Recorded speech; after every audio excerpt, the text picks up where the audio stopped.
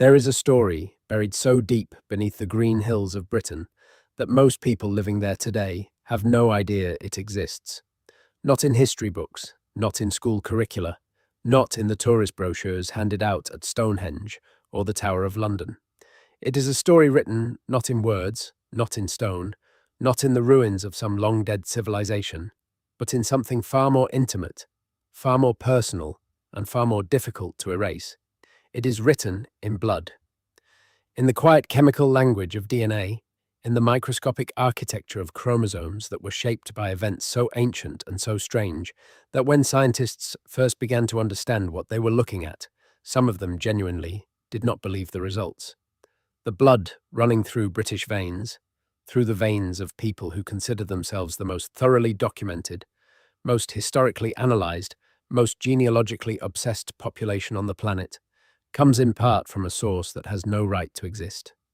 A population that by every standard model of human prehistory should have vanished, should have been absorbed, replaced, overwhelmed, or simply ground into nothing by the successive waves of invasion, migration, and conquest that have crashed against these islands for thousands of years. And yet, they didn't vanish. Their genetic fingerprint is there, stubbornly, persistently, impossibly present in the blood of millions of modern British people, waiting for anyone patient enough and curious enough to look. To understand what that means, you have to go back. Not just a few centuries, not to the Norman conquest or the Roman occupation or even the Bronze Age.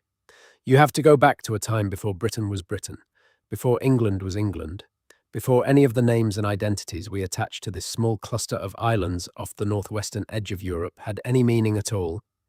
You have to go back to a world that most of us have never seriously tried to imagine, a world covered in ice, shrunk by cold, populated by handfuls of humans clinging to survival in ways that would seem incomprehensible to anyone alive today.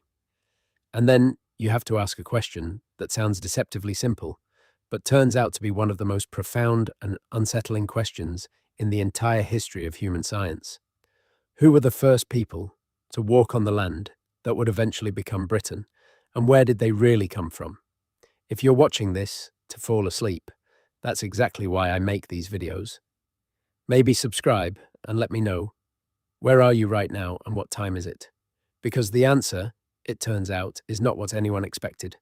The answer points not just across the English Channel, not just across Europe, but across the Atlantic Ocean, toward a land that official history insists Europeans did not reach until the late 15th century.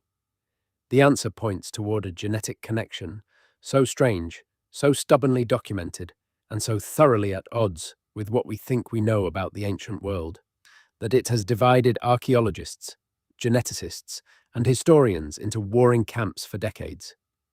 The answer is still being fought over, still being debated, still generating papers and counterclaims and breathless headlines in scientific journals.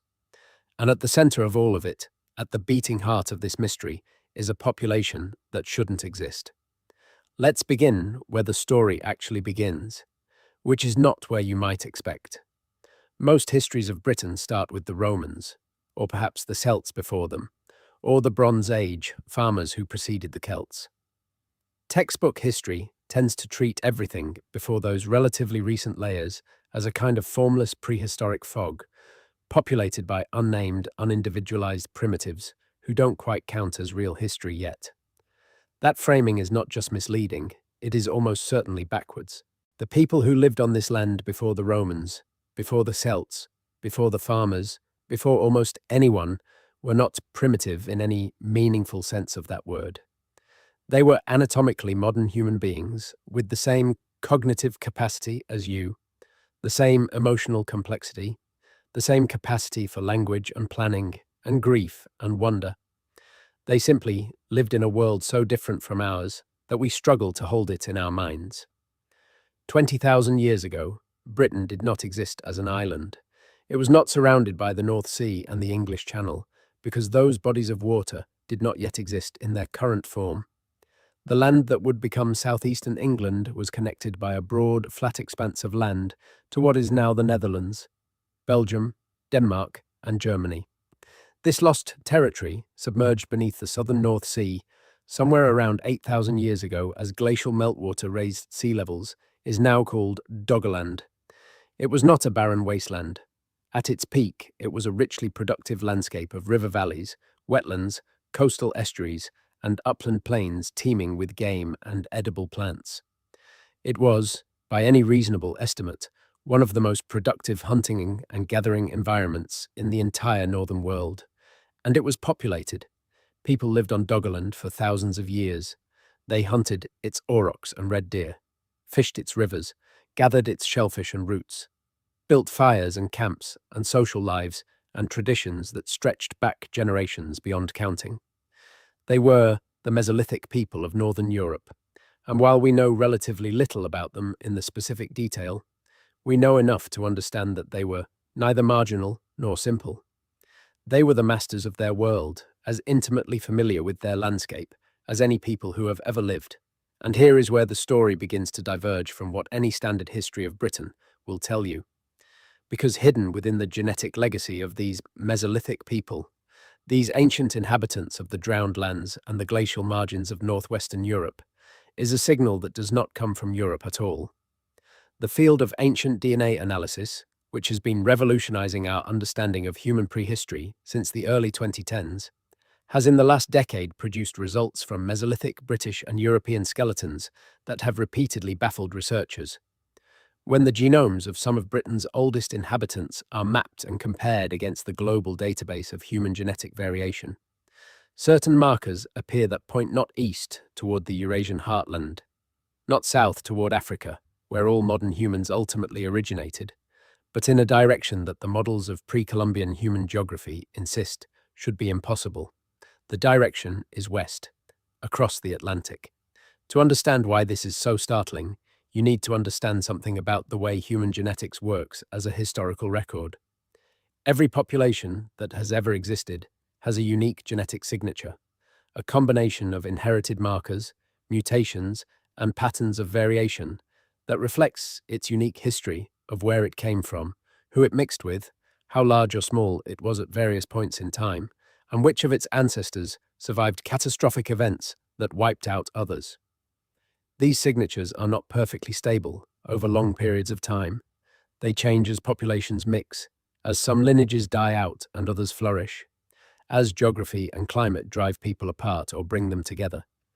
But certain markers, particularly in the mitochondrial DNA, which passes down only through the maternal line, and in the Y chromosome, which passes down only through the paternal line, can persist for thousands of years, sometimes tens of thousands of years, as recognizable signals of ancient ancestry.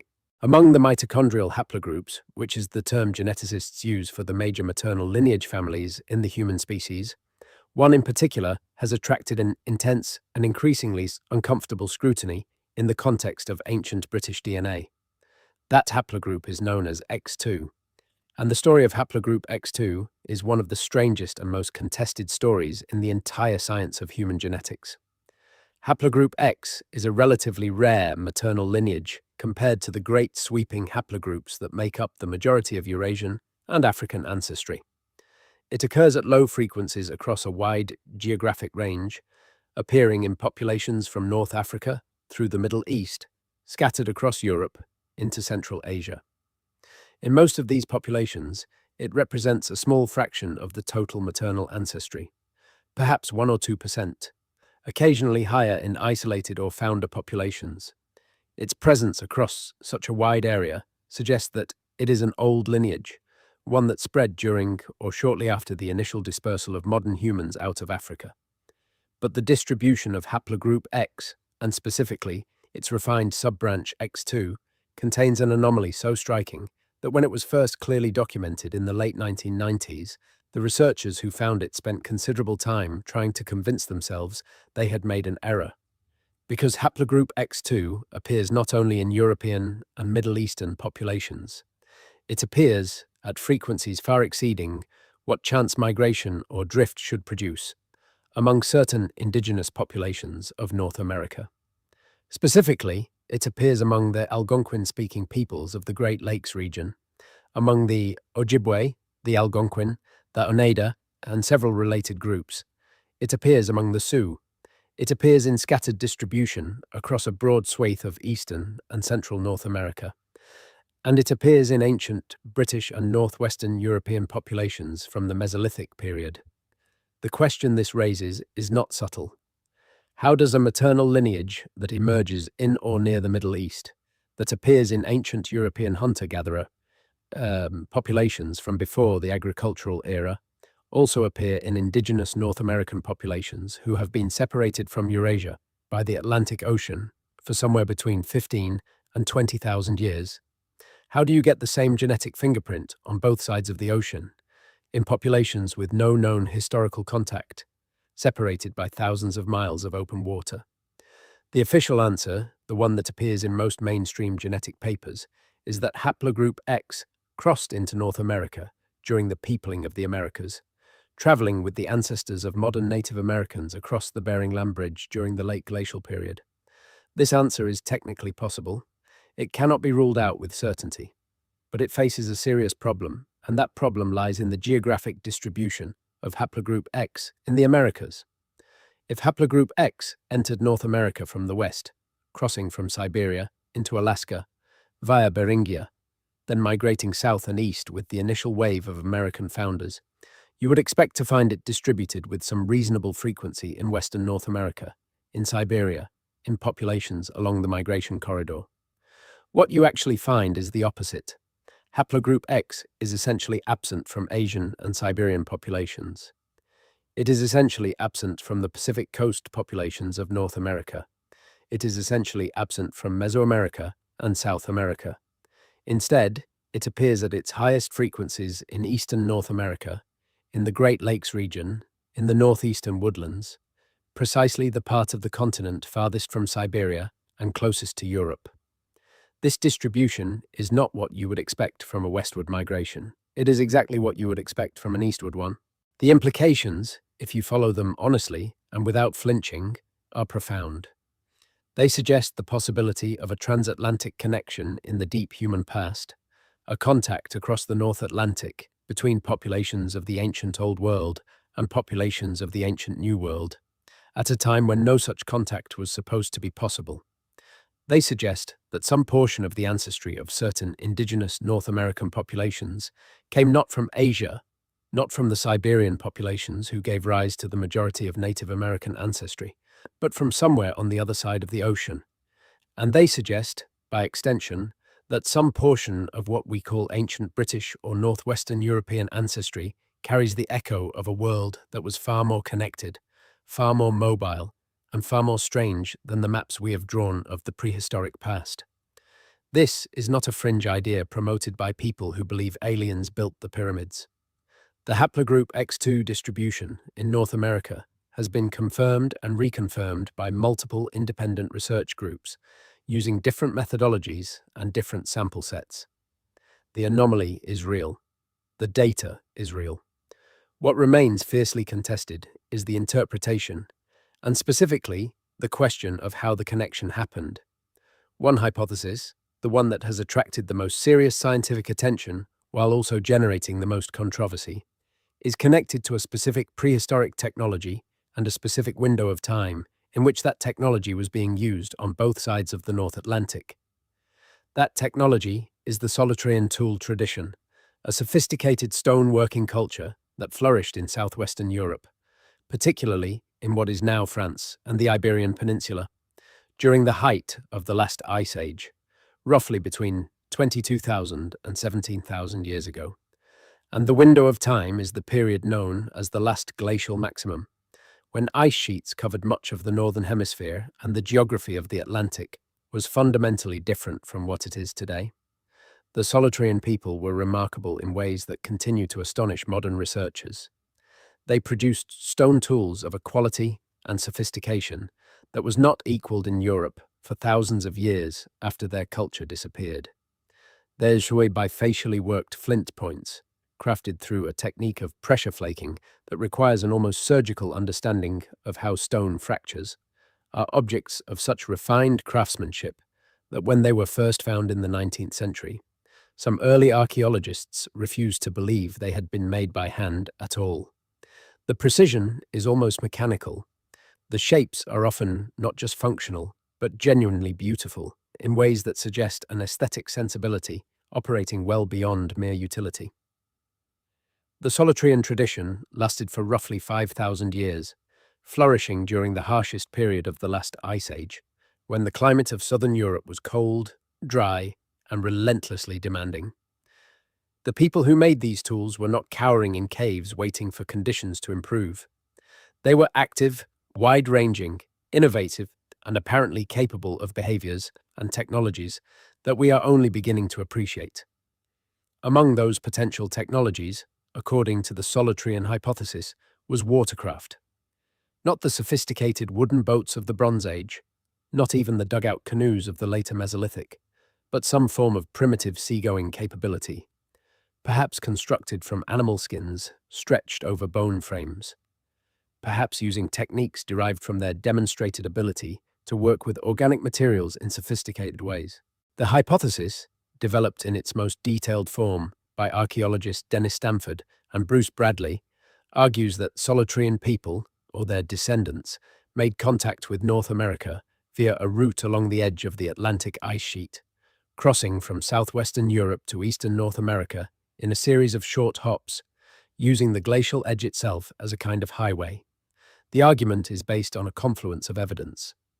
First, there is the striking similarity between Solutrean stoneworking techniques and the techniques used by the Clovis people, the earliest confirmed culture of widespread human occupation in North America, whose stone points appear in the archaeological record around 13,000 years ago. The resemblance between Solutrean bifacial points and Clovis points is not superficial. It extends to very specific technical details, specific patterns of flake removal, specific hafting conventions, specific approaches to thinning and shaping that are not found in the Asian toolmaking traditions that supposedly gave rise to all Native American cultures. These details are so specific that some researchers argue they cannot be the result of independent invention, that someone taught someone else, or that the same people carried the same tradition across the ocean. Second, there is the haplogroup X distribution. The genetic evidence and the technological evidence point in the same direction. They both suggest a population moving from east to west, from the Old World to the New, at some point during or after the height of the last ice age. Third, there is the problem of what is called the Clovis first model.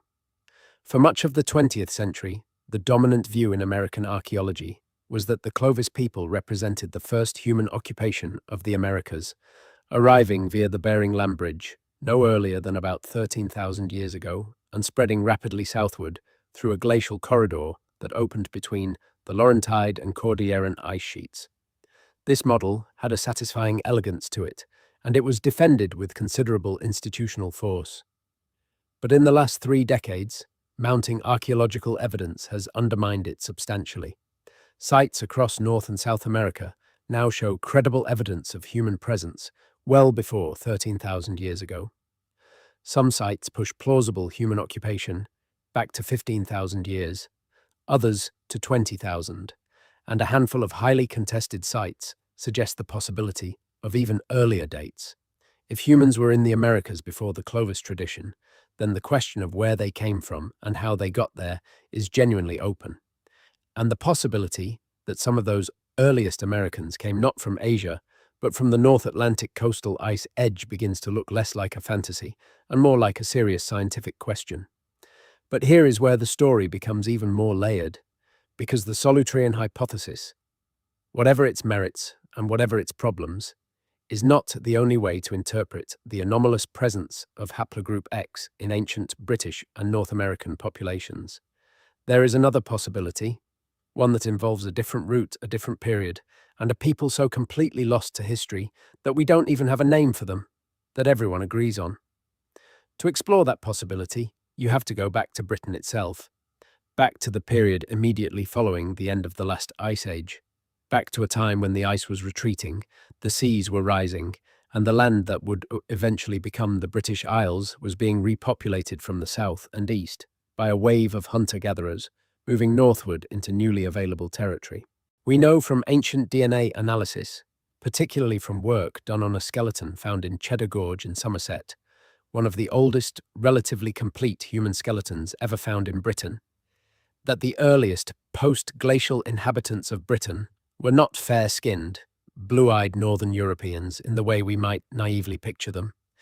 The man from Cheddar, who lived approximately 10,000 years ago, had dark skin, dark curly hair, and blue eyes, a combination that will surprise anyone who has absorbed the unconscious assumption that ancient Britons must have looked like modern ones. He was genetically closest to the Western hunter-gatherer population, a broadly defined ancestral group that ranged across much of Western and Central Europe during the Mesolithic period and whose genetic legacy is still detectable in reduced form in modern European populations. What is interesting about this Western hunter-gatherer ancestry is not just its presence in ancient Britain, but its subsequent fate. When agriculture arrived in Britain, brought by farmers migrating from the Near East via the Danube corridor and the Atlantic coast of Europe, the existing hunter-gatherer population was largely replaced. The newcomers did not simply add their genes to a pre-existing population. The genetic signal suggests something closer to wholesale replacement, at least in many areas, with the indigenous hunter-gatherers contributing relatively little ancestry to the later farming populations. This replacement happened repeatedly in British prehistory, with each major cultural transition, the arrival of farmers, the arrival of the Belbeca people, the arrival of the Bronze Age pastoralists, corresponding to a significant shift in the genetic composition of the population.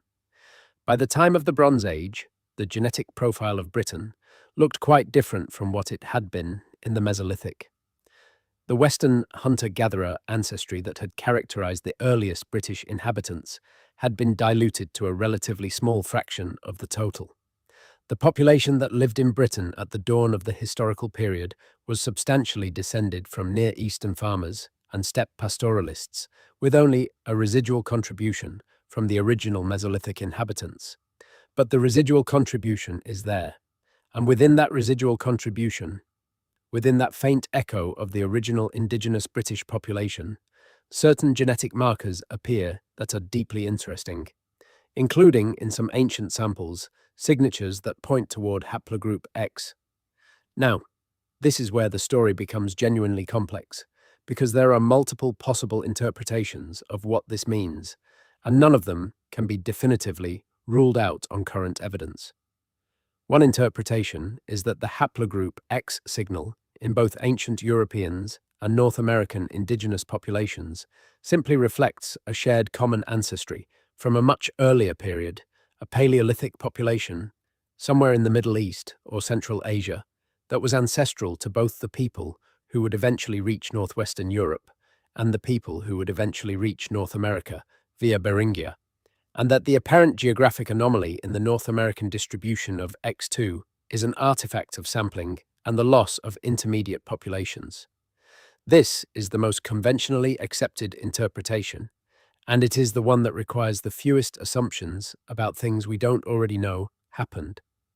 But there is another interpretation, one that takes the geographic distribution of X2 in North America seriously as a signal of actual historical contact, rather than shared deep ancestry. And this interpretation has implications, not just for how we understand the peopling of the Americas, but for how we understand the deep prehistory of Britain itself. That interpretation suggests that some of the people whose genetic legacy survives in ancient British DNA were not simply local descendants of the first post-glacial colonizers. They were, or were descended from, people who had participated in a much wider network of human movement and exchange across the North Atlantic, a network that existed during a specific window of prehistoric time when the geography of the Northern Atlantic made such movement possible, even if not easy. And if that network existed, if there really were people moving between the Old World and the New World in the deep human past, then the story of Britain's ancient inhabitants is not just a local story. It is a chapter in a much larger and stranger story about the capabilities and the reach of prehistoric human beings. To appreciate why this possibility is not as absurd as it might first appear, you need to understand something about the North Atlantic during the last ice age that most people have never been told, because it is one of those facts that doesn't fit comfortably into the tidy narrative we usually tell about how limited and locally confined prehistoric peoples were. During the height of the last ice age, roughly between 24,000 and 18,000 years ago, the North Atlantic was not the open, storm-tossed, featureless ocean it is today. The Laurentide ice sheet, covering most of what is now Canada, extended eastward all the way to the continental shelf. Across the ocean, the Scandinavian ice sheet extended westward. The resulting geography created a very different kind of North Atlantic, one characterized not by thousands of miles of open water, but by a complex landscape of icebergs, pack ice, sea ice, and ice edges that were, at least during certain seasons, relatively passable by people who knew how to navigate cold water coastal environments. The analogy that some researchers use is the later historical example of Inuit and pre-Inuit Arctic peoples, who over the last 4,000 years demonstrated a remarkable capacity to move across the Arctic using skin boats and sleds and intimate knowledge of ice conditions, covering distances that seem incredible by any standard measure of what we consider primitive capabilities. If human beings could colonize the Arctic in the relatively recent past, using technologies that emerged in the Holocene, why is it so difficult to accept that human beings during the Ice Age, who had been adapting to cold, challenging, resource-limited environments for tens of thousands of years, might have developed analogous capabilities in the North Atlantic? The honest answer is that it is not difficult to accept it on the basis of any inherent implausibility. It is difficult to accept because it contradicts the framework we have built up over the last century and a half of archaeology, a framework that assumes a relatively orderly, eastward to westward, Asia to Americas sequence of human migration and insists that transatlantic contact in the deep past was impossible. That assumption is worth examining, and the more carefully you examine it, the more it begins to look like something that was never actually proven but simply assumed, and then defended with the tenacity that established frameworks tend to generate in any intellectual community. There is a place in northeastern North America that has been at the center of debates about pre-Columbian contact for longer than almost anyone alive today has been paying attention to the question. It is not a dramatic place, by any obvious measure, not a towering monument or a buried city. It is a modest archaeological site in the eastern woodlands, a scatter of stone features and hearths and artifacts that have been dated by multiple independent methods to well before the arrival of any known Asian-derived population in that part of the continent. The site is called Meadowcroft Rock Shelter, and it sits in what is now western Pennsylvania, and its lowest archaeological levels have yielded dates that reach back 19,000 years or more into the full depth of the last ice age. Meadowcroft is not a single anomaly. It belongs to a growing catalogue of pre-Clovis sites across the eastern part of North America, sites that have been found, contested, defended, attacked, and slowly, grudgingly, accepted by a mainstream archaeology that spent decades insisting they could not exist. There is Cactus Hill in Virginia, with cultural layers dating back 15,000 to 17,000 years. There is Paisley Caves in Oregon, which has produced coprolite evidence of human presence 14,000 years ago and bone needle fragments of comparable date. There is Monteverde in Chile, which despite initial fierce resistance is now broadly accepted as evidence of human presence in South America around 14,600 years ago, firmly predating any possible arrival of the Clovis people. And there are the quartzite tools found in the Chesapeake Bay region of Virginia and Maryland, artifacts pulled from sedimentary contexts that date to between 18,000 and 20,000 years ago, crudely made but unmistakably the products of intentional human tool manufacture. These tools do not look like anything in the Asian toolmaking traditions. They look, to several researchers who have examined them carefully, more like the crude cobble tools associated with very early European technologies than like anything from the Pacific side of the hemisphere. What all of these sites share, beyond their antiquity, is their eastern distribution. The oldest confirmed human presence in North America is not in the Pacific Northwest, where you would expect it if the continent was colonized exclusively via Beringia. It is on the east coast, in the mid-Atlantic region, in the exact geographic zone where a transatlantic migration from Ice Age Europe would naturally have made landfall first. That geographic pattern is not proof of anything, but it is a pattern. And patterns in science, as in life, are how you find the questions worth asking. The question worth asking, in the context of ancient Britain's genetic legacy, is this. If there were people moving across the North Atlantic corridor during the Ice Age, using the glacial edge as a migration route and the cold water coastal resources as their food source, then what became of them? Where did they go? What happened to the genetic signal they would have left in the populations of the eastern seaboard?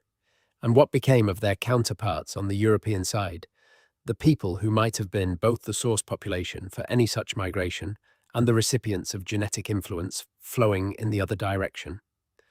The answers to these questions are not simple, and they are not settled. But the emerging picture from both ancient DNA analysis and from increasingly detailed archaeological investigation of the North Atlantic coastal zone during the late glacial period is one that challenges the clean, linear models of human prehistory that most of us absorbed in school.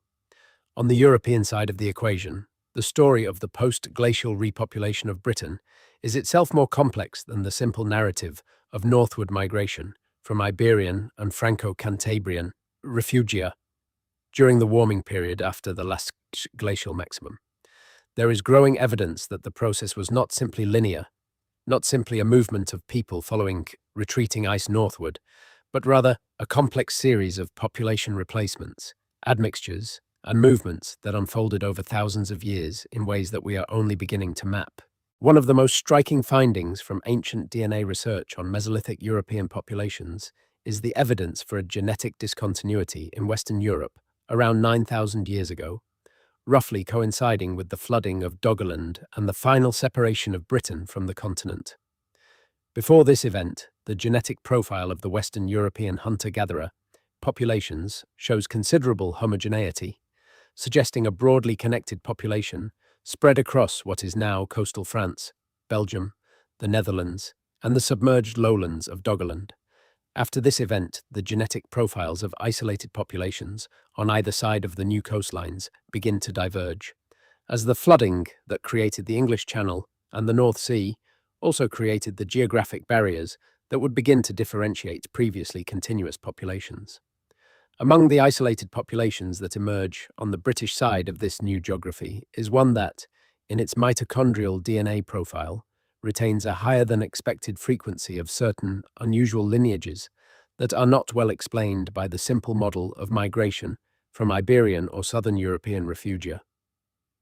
Some of these lineages, when examined in detail, suggest affinities with populations from the Atlantic fringe, from Western Iberia, from Ireland, from what would become coastal Wales and Scotland, populations that were themselves on the edge of the habitable world during the Ice Age, and that may have been part of migration routes along the Atlantic coast that we have only recently begun to reconstruct. And some of these lineages, in a small but statistically detectable way, echo the distribution of haplogroup X2 in North American indigenous populations in ways that are difficult to explain through any pathway that does not involve some form of transatlantic connection.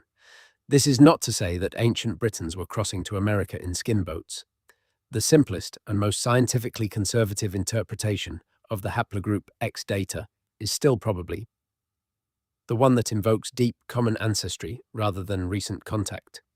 But the question of when that common ancestry was shared and through what mechanisms remains genuinely open, and there is a growing body of researchers who believe that the answer involves something more direct than simply inheriting the same ancient lineages from a common source tens of thousands of years ago. To appreciate the full strangeness of what is being suggested here, consider the following. If you take a map of the North Atlantic and trace the coastlines as they existed during the height of the last ice age, when sea levels were more than 100 meters lower than they are today, you get a geography that looks radically different from the modern map. The British Isles, or rather the landmass that would eventually become the British Isles, was at that time a peninsula extending westward from continental Europe. To its west, Iceland was larger than it is today, its coastal shelves exposed. The Faroes were substantially bigger. Greenland was connected by sea ice to the Canadian Arctic for much of the year. and the eastern coast of North America, from Newfoundland southward, was considerably further east than it is today. Its continental shelf exposed by lowered sea levels and backed by the vast face of the Laurentide ice sheet. In this geography, the North Atlantic was narrower at its northern end than it appears on a modern map, and the gap between what is now Britain and what is now eastern Canada was not simply open ocean, but a complex landscape of ice, sea ice, coastal shelf, and open water that would have been navigable, in principle, by people with the knowledge and the motivation to cross it. We know that people with comparable capabilities and comparable levels of technological sophistication navigated the cold waters of the North Pacific, reaching Japan and potentially coastal Alaska from Siberia. We know that people navigated the cold waters of the North Atlantic in the relatively recent past, reaching Iceland from Scotland, reaching Greenland from Iceland, reaching North America from Greenland. The question is not whether such navigation was physically possible. The question is whether it happened before we think it happened, and whether it happened in a direction that our models of prehistory did not predict. The evidence that it may have is not limited to genetics. It appears in the archaeology as well, in the form of specific technological traditions that appear on both sides of the Atlantic at roughly the same time, in ways that are difficult to explain through independent invention, but relatively easy to explain through contact and transmission. The Solitarian hypothesis, mentioned earlier, is the most formally developed version of this argument, but it is not the only version. There is also the observation, made by several independent researchers, that certain aspects of the stone tool technology found at the oldest pre-Clovis sites in eastern North America bear closer resemblance to northwestern European Paleolithic traditions than to any known Asian or Siberian tool-making tradition. The flaking techniques, the specific approaches to core reduction, the formal properties of the finished tools, all of these show a pattern of similarity that is hard to dismiss as coincidence. There is also the evidence of biological affinities between certain ancient Native American populations and certain ancient European populations, not in the form of genetic identity, which no one is claiming, but in the form of specific skeletal morphologies that appear in the earliest clearly identified human remains from the Americas. Skulls whose proportions and architectural details are closer to the European Paleolithic average than to the East Asian or Siberian average that would be expected from exclusively Beringian-derived populations. The Kennewick man, found along the Columbia River in Washington state in 1996 and dated to around 9,000 years ago, caused a sensation precisely because his skull morphology was not typical of the later Native American populations of that region. His features were described as broadly reminiscent of Polynesian or even European Paleolithic populations, and the controversy his discovery generated says a great deal about how uncomfortable the scientific community is with findings that do not fit established models. None of this is simple. None of it points cleanly and unambiguously toward a single interpretation. The data is fragmentary, the archaeological record is full of gaps, and the genetic evidence is subject to multiple competing interpretations. But when you look at all of it together, when you try to take seriously the full body of anomalous evidence rather than cherry-picking only the findings that fit the conventional model, a picture emerges. Not a complete picture, not a certain picture, but a suggestive one. A picture of a prehistoric North Atlantic that was not an impassable barrier, but a corridor. A picture of early human populations on both sides of that corridor that were more mobile, more capable, and more broadly connected than we have been willing to accept. And a picture of modern British people whose blood carries, in trace amounts too small to see and too old to remember, the faint echo of a world that was stranger and more interconnected than anything we have been taught. Let us now follow the genetic thread in a different direction, because haplogroup X2 is not the only unusual element in the ancient British genetic profile. It is simply the most dramatically anomalous, the one whose distribution most strenuously resists conventional explanation. But it exists alongside other aspects of the ancient British genetic heritage that raise their own questions. Questions about origins, about survivals, about the populations that existed in the margins of the Paleolithic world and whose stories have been effectively erased by the successive waves of more powerful, more numerous, more historically visible people who came after them. Consider the matter of the Y chromosomes. While mitochondrial DNA tracks the maternal line, the Y chromosome tracks the paternal line, and the Y chromosome profiles of ancient British populations contain their own surprises. Among the most interesting is the presence, in Mesolithic and early Neolithic British samples, of Y chromosome haplogroup A2I, one of the oldest Y chromosome lineages found in Europe, a lineage that predates the arrival of the Near Eastern farmers who would eventually dominate European Y chromosome diversity. This haplogroup is rare in modern British populations, having been largely displaced by the R1b haplogroup that arrived with the Belbeca people and the Bronze Age populations. But its presence in ancient British samples confirms that the pre-agricultural inhabitants of Britain had a deep and distinctive genetic heritage that was substantially different from what came later.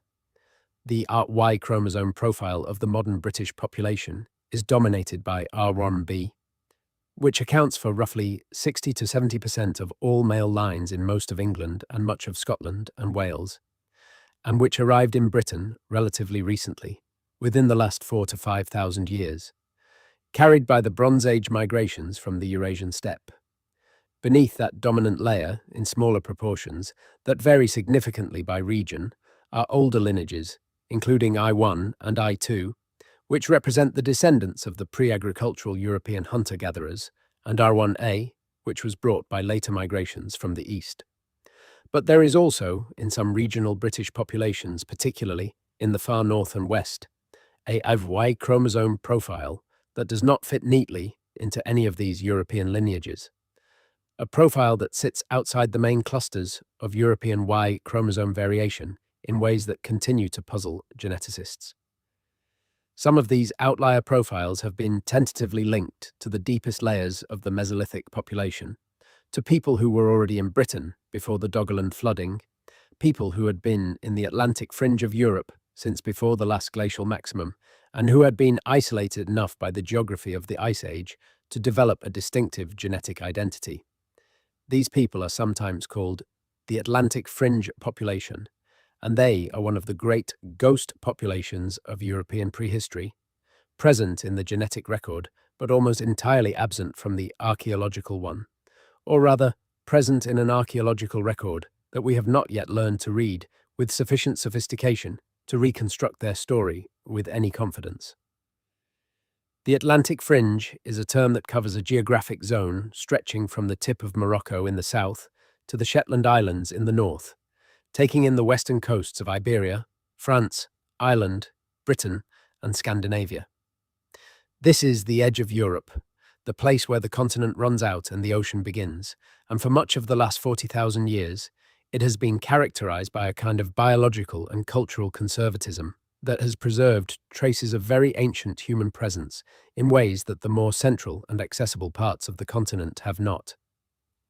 During the last glacial maximum, when ice covered most of northern Europe and conditions across much of the continent were brutally cold and dry, the Atlantic coast enjoyed a relative amelioration of climate due to the moderating influence of the North Atlantic current, the warm water flow that is the ancestor of what we today call the Gulf Stream. This current brought moisture and relatively mild temperatures to the coastal strip, even when conditions 100 kilometers inland were lethal. The result was that the Atlantic coast, particularly the area around what is now Portugal, northern Spain, and southwestern France, served as a refugium during the worst of the Ice Age, a place where human populations could survive when conditions elsewhere made survival impossible. The people who sheltered in this Atlantic refugium during the last glacial maximum were a distinct population, genetically differentiated from the populations that survived in other refugia further east. They carried their own versions of the ancestral Paleolithic European genome, their own private mutations accumulated during millennia of relative isolation, their own cultural adaptations to the specific challenges and resources of the Atlantic coastal environment. When the ice retreated and the world began to warm, It was these Atlantic refugium populations who repopulated much of northwestern Europe, moving northward along the coast as the land became habitable, eventually reaching the landmass that would become Britain and Ireland as the ice sheets retreated from those territories. This population movement is extremely well documented in the genetic record. The Atlantic Mesolithic hunter-gatherers who show up in the ancient DNA record of Britain, Ireland, Scandinavia, and coastal France are recognizably descended from this Atlantic refugium population. They share genetic markers, they share mitochondrial haplogroups, they share physical characteristics that we can reconstruct from their skeletal remains, including, as noted in the famous analysis of the Cheddar Man, the distinctive combination of dark skin and blue eyes that became one of the most widely discussed results in the history of paleogenomics. But within this broadly coherent Atlantic Mesolithic population, there are outliers. There are individuals whose genetic profiles suggest descent from a population that was not quite the same as the main Atlantic Mesolithic stream, individuals who carry markers that sit slightly outside the main distribution, that point toward a deeper, older, more isolated ancestry. And some of those markers, in a subset of ancient British samples, are the X2, maternal lineages that connect, in ways not fully understood, to the indigenous populations of eastern North America. The question of where these outliers came from, of what ancient population event or series of events placed these slightly different markers into what should be a relatively homogeneous Atlantic Mesolithic population, is one that different researchers answer in different ways. The most conservative interpretation is that they are simply rare survivors of a deeper Paleolithic ancestry that the main population replaced or absorbed on its way north from the Iberian refugium, ancient lineages carried by chance in a few isolated families that happened to make it through the bottleneck of the last glacial maximum and into the post-glacial world. This is possible, and it requires no controversial assumptions. But there is another interpretation, one that follows the logic of the evidence more honestly, even if it leads to uncomfortable conclusions. That interpretation is that some of the people who participated in the post-glacial repopulation of Britain were not simply survivors of the last glacial maximum refugia. They were people who had been somewhere else, people who had been separated from the mainstream of northwestern European human history by geography, by ice, by the particular circumstances of the last glacial maximum, and who returned to the Atlantic fringe as the world warmed, carrying with them a genetic legacy that bore the marks of that separation. Where might they have been? The Ice Age geography of the North Atlantic provides a partial answer. The continental shelves that are now submerged under the North Sea and the English Channel and the Western Atlantic were, during the last glacial maximum, exposed land, habitable in principle by people who had adapted to cold, tundra-like environments. Some of these exposed shelf areas would have been, by any reasonable assessment, far more productive and habitable than the inland European environments during the worst of the ice, offering coastal resources, marine mammals, fish, and shellfish that were not available in the cold and dry grasslands and tundra of the continental interior. Doggerland, as we have already noted, was one of these submerged territories. But there were others. The shelf areas west of Ireland, now known as the Celtic Shelf, extended further westward than they do today, creating a broad coastal territory that would have been habitable during the last glacial maximum, and that would have been gradually flooded as sea levels rose after the ice retreated. The same is true of the shelf areas around Iceland, around the Faroes, and further west, around what is now Newfoundland and the Grand Banks. If human populations were living on these coastal shelf territories during the last glacial maximum, following the marine resources that were their primary food source, those populations would have been living in a world that no longer exists, their settlements now beneath the ocean, their artifacts lost to the sea, their graves unrecoverable. The absence of archaeological evidence for such populations would be entirely expected, not because the populations were absent, but because the environments they lived in have been submerged. You cannot find what is under 100 meters of water without specific and expensive ocean survey work, and such work has only barely begun to be applied to the problem of identifying submerged Paleolithic coastal sites. This is a crucial methodological point that is often overlooked in discussions of the peopling of the Americas and the connectivity of the prehistoric North Atlantic. The absence of evidence for coastal Paleolithic populations on the now submerged continental shelves is not evidence of absence. It is a gap in our knowledge that is as much a product of geography and oceanography as it is of archaeology. We are looking for the traces of people who lived in places that no longer exist at the surface of the Earth, using methodologies designed to find evidence in places that do still exist at the surface. The fact that we haven't found them is not a finding. It is a silence that may have more to say about the limitations of our methods than about the reality of the past. With that methodological caveat clearly stated, let us return to the question of what the genetic evidence actually shows. Because the haplogroup X2 story, interesting as it is not the only genetic connection between ancient Britain and pre-Columbian North America that researchers have noted.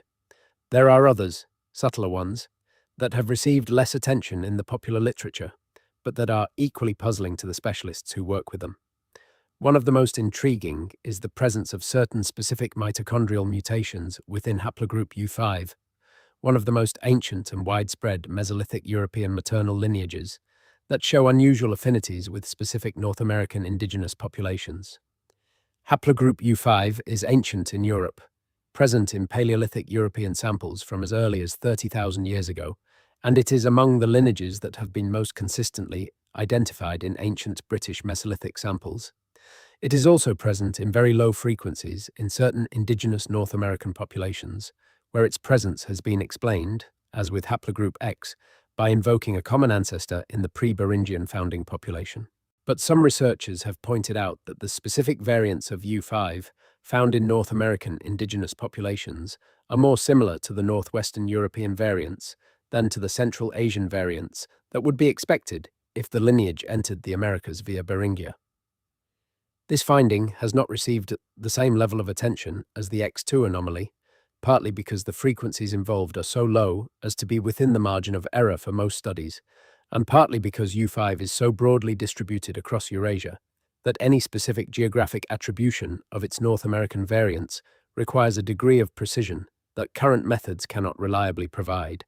But the pattern is there, and it points in the same direction as the X2 data, toward the North Atlantic, toward the possibility of a connection between ancient northwestern European populations and ancient eastern North American populations that did not go through Asia, that went directly across the ocean or along its glaciated northern edge, at a time when the ocean looked very different from the way it looks today.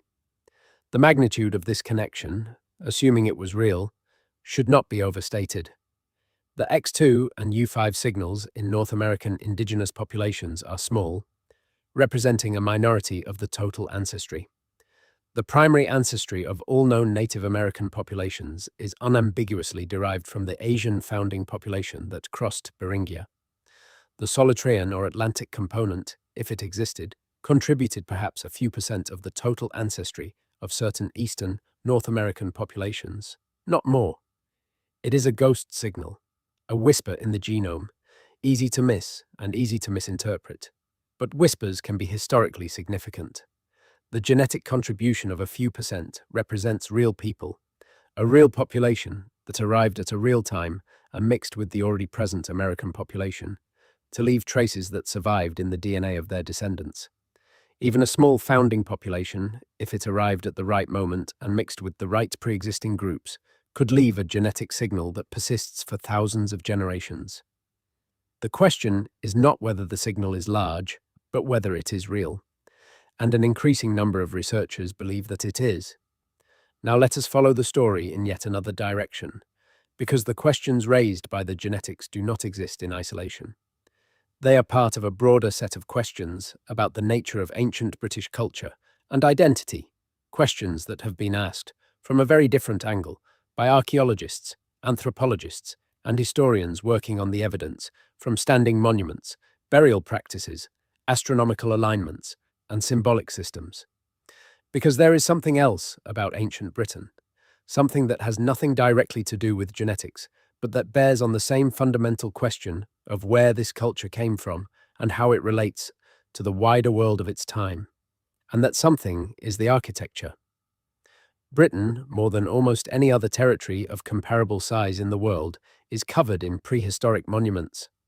Not just Stonehenge, which is the most famous and the most visited, but hundreds of henges, stone circles, long barrows, causewayed enclosures, cursus monuments, hill forts, dolmens, portal tombs, and alignments that together represent one of the densest concentrations of prehistoric ceremonial architecture anywhere on Earth. These monuments span a period from roughly 5,000 years ago to 3,000 years ago, covering the Neolithic and the Bronze Age, and they were built by populations that, according to the genetic evidence, were themselves the descendants of the post-glacial hunter-gatherers, mixed with the Near Eastern farmers who arrived from the continent starting around 6,000 years ago. The sheer scale and sophistication of this monumental tradition raises questions that archaeologists have been arguing about for generations. Who organized the labor required to build these structures? What social systems sustained the decades or centuries of coordinated effort that major monuments like Stonehenge or Avebury represent? What were these monuments for? What knowledge system did the people who built them bring to the task? And where did that knowledge come from? These questions are not directly related to the question of transatlantic genetic connections, but they are related to the broader question of how ancient British culture fits into the global pattern of Neolithic and Bronze Age monument building, and whether the parallels that can be drawn between the megalithic traditions of Atlantic Europe and the earthwork and mound traditions of pre-Columbian North America reflect any kind of real historical connection or simply the independent development of similar responses to similar social and cosmological needs. The parallels between the megalithic traditions of Atlantic Europe and the earthwork traditions of pre-Columbian North America are, on the surface, striking. Both traditions involve the construction of large monuments requiring substantial organized labor.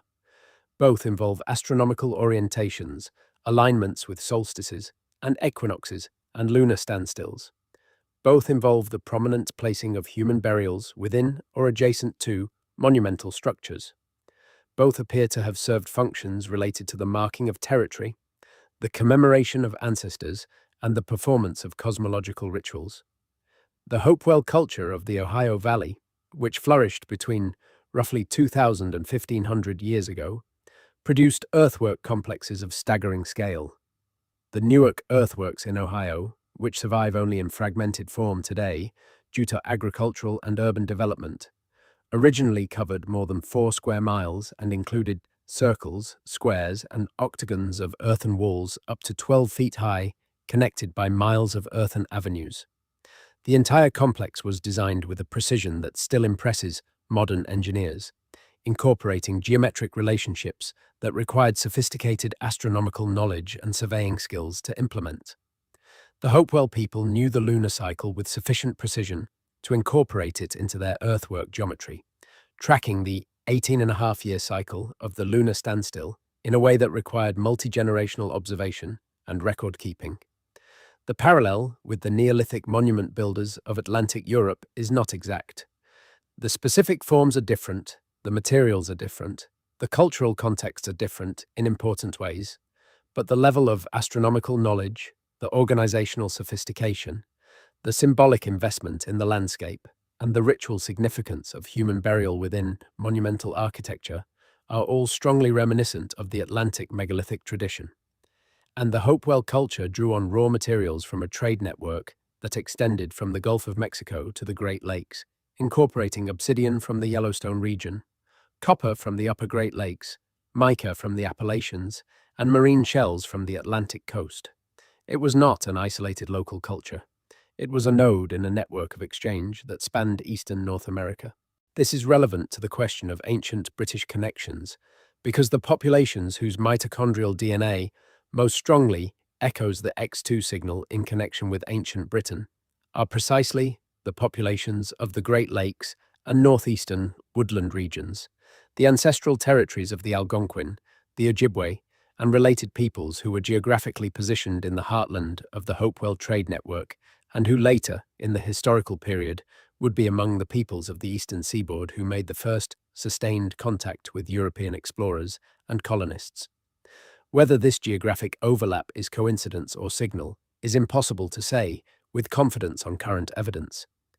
But it is worth noting that the same region of North America that produced the highest frequencies of the X2 haplogroup, the region whose genetic profile most strongly suggests a connection to ancient northwestern European populations, is also the region that produced the most sophisticated pre-Columbian monumental culture in North America, a culture whose cosmological knowledge and organizational capacity was in many ways comparable to that of the Neolithic builders of Atlantic Europe.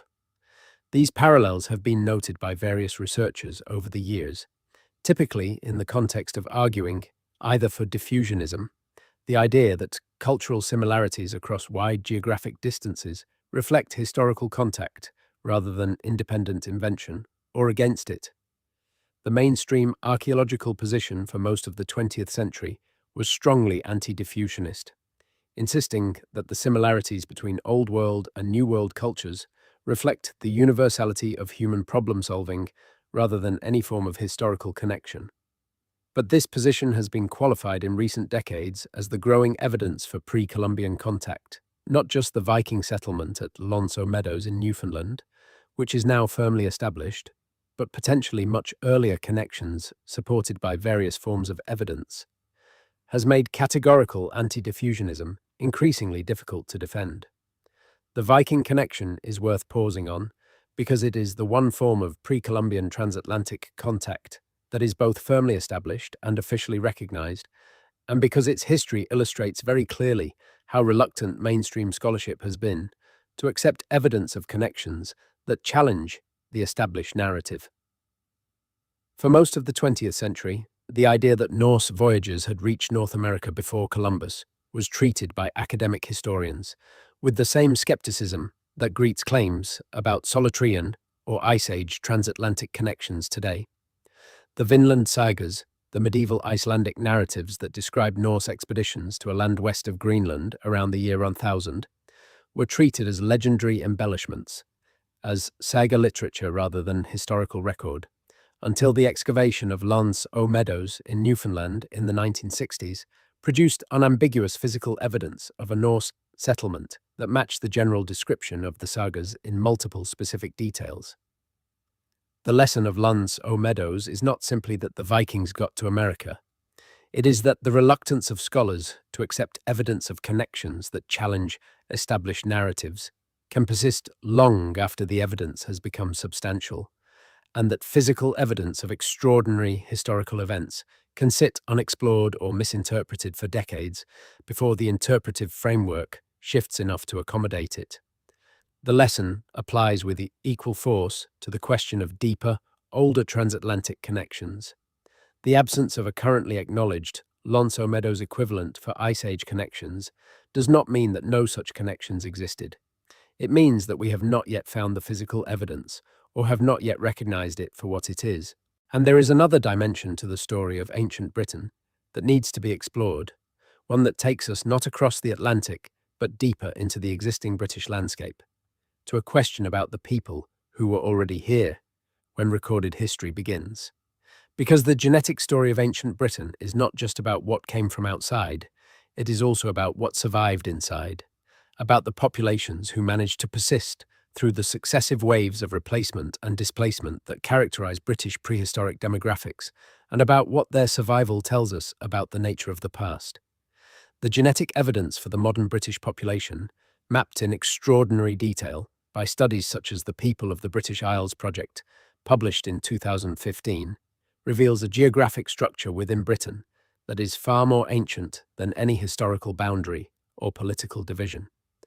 The genetic clusters identified by that study do not correspond to the counties of England or the nations of Britain.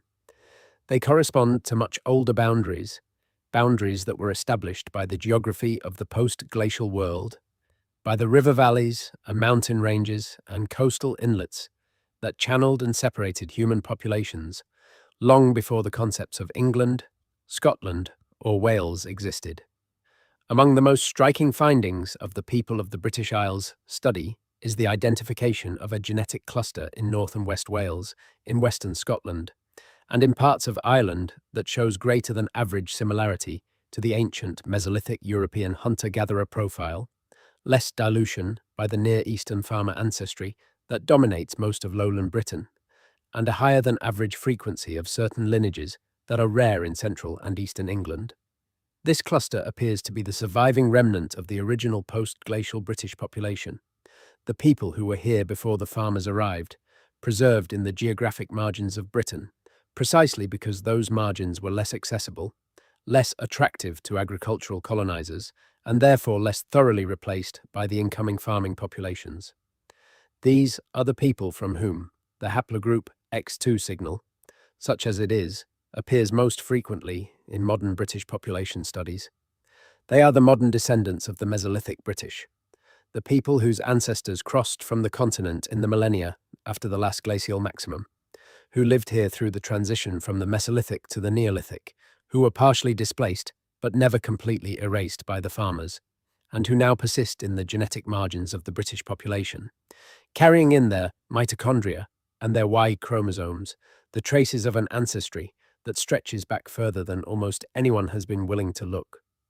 The question that their existence raises, in the context of everything we have been discussing, is a simple and deeply interesting one.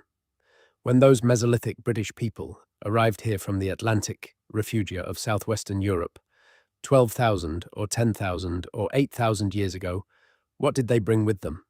What knowledge, what technology, what stories, what sense of the world did they carry in their minds as they walked northward along a coast that was gradually emerging from the retreating ice? And what did they remember? Oral tradition is not a reliable transmitter of specific historical events across thousands of years. No one who argues seriously about ancient history suggests that the mythology of the modern Celtic peoples preserves accurate memories of Ice Age events in any literal form. The telephone game over 100 generations distorts specifics beyond recognition. But oral tradition can preserve structural patterns, cosmological frameworks, relationships with landscape features, and a broad orientation toward the world that can survive even when the specific narrative content has been replaced or transformed. The deep mythological traditions of the Atlantic fringe, the Gaelic and Brythonic and pre-Celtic traditions that lie beneath the surface of the recorded mythology of Ireland, Scotland, and Wales, are characterized by certain recurrent themes that are worth examining in the context of this discussion. One of the most persistent of these themes is the existence of a world across the Western Sea, a land to the west of Britain and Ireland that is variously described as a paradise, an underworld, a land of the dead, or a land of magical beings who are not quite human. This Western otherworld appears in Irish mythology as Tir na Nog, the land of eternal youth, in Welsh mythology as Andobuin, in Arthurian legend as Avalon. The specific characteristics of this otherworld vary from tradition to tradition and from telling to telling, but the geographic orientation is consistent. The dead, the gods, the ancestors, the beings of power all live to the west, across the ocean. In the context of the Atlantic Mesolithic, this persistent mythological tradition might be read as a very long-lived memory, not of a specific event, but of a geographic reality. The people who lived in the Atlantic refugium during the last glacial maximum knew that there was productive territory to the west of their coastline, knew that the continental shelf extended westward under the sea, knew from their own experience and the stories of their ancestors that the ocean was not simply an empty barrier, but a landscape with its own structure and its own resources. If some of them, at some point during or after the last glacial maximum, had contact with territory further to the west, that contact would have been encoded in their cosmological understanding as a relationship between this world and a world beyond the horizon, a world that lay to the west and that was associated with the ancestors, because it was the direction from which certain ancestral lines had come, or toward which certain ancestral journeys had been made. This is deeply speculative. I want to be clear about that.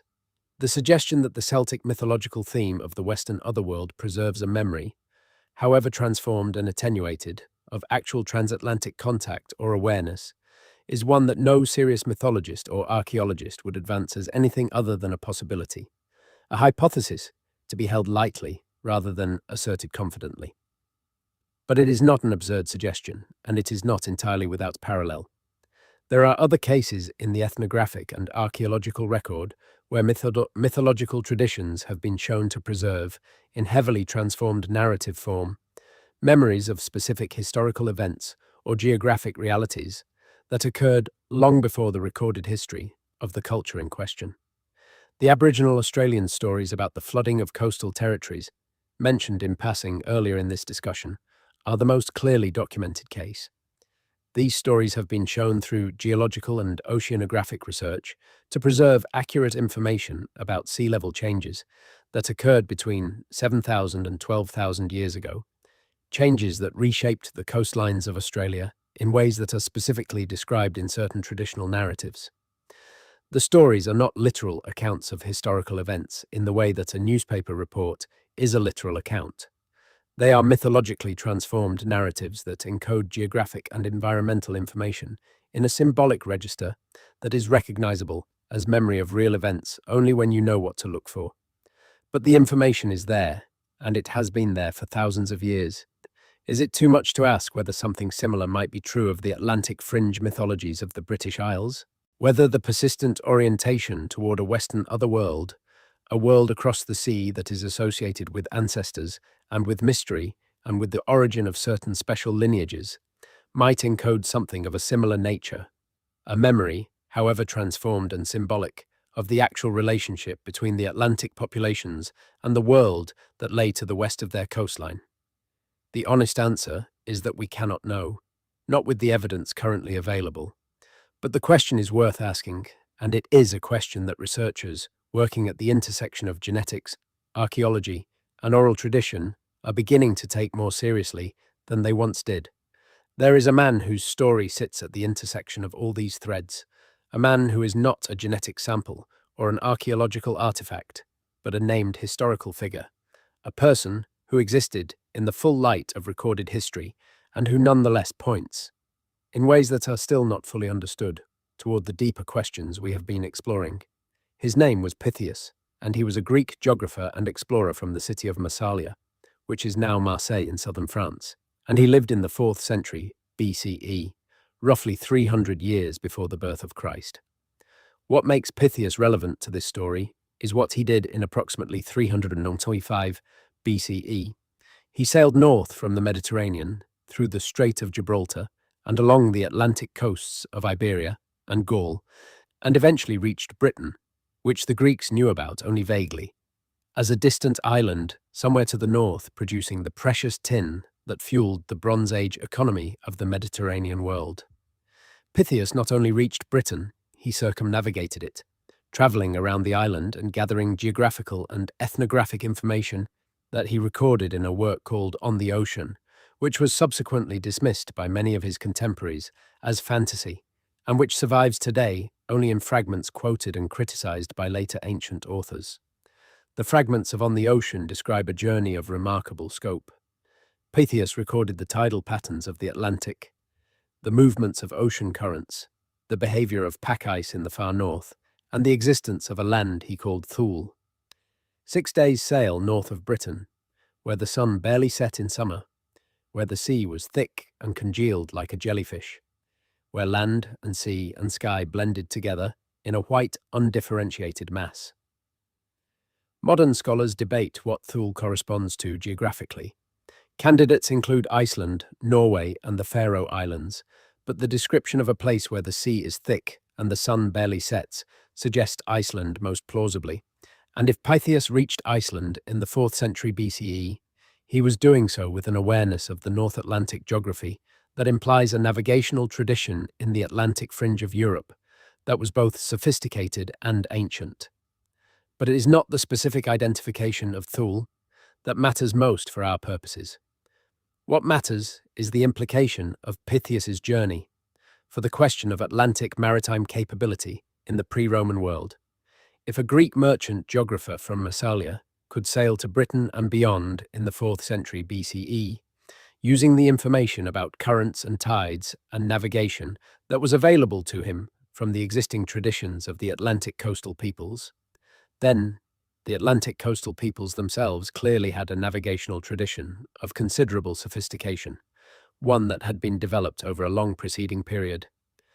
That tradition, whatever form it took in the Neolithic and Bronze Age, was the continuation of a much older process of adaptation to the Atlantic maritime environment that had been underway since the initial post-glacial colonization of the Atlantic fringe.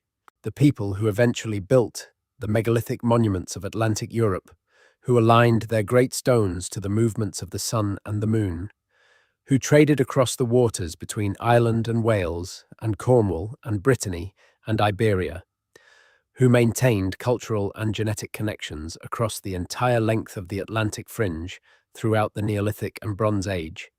These people were the heirs of a maritime tradition that stretched back into the Mesolithic, back to the first people who had learned to exploit the coastal environments of the Atlantic coast as those environments emerged from under the retreating ice.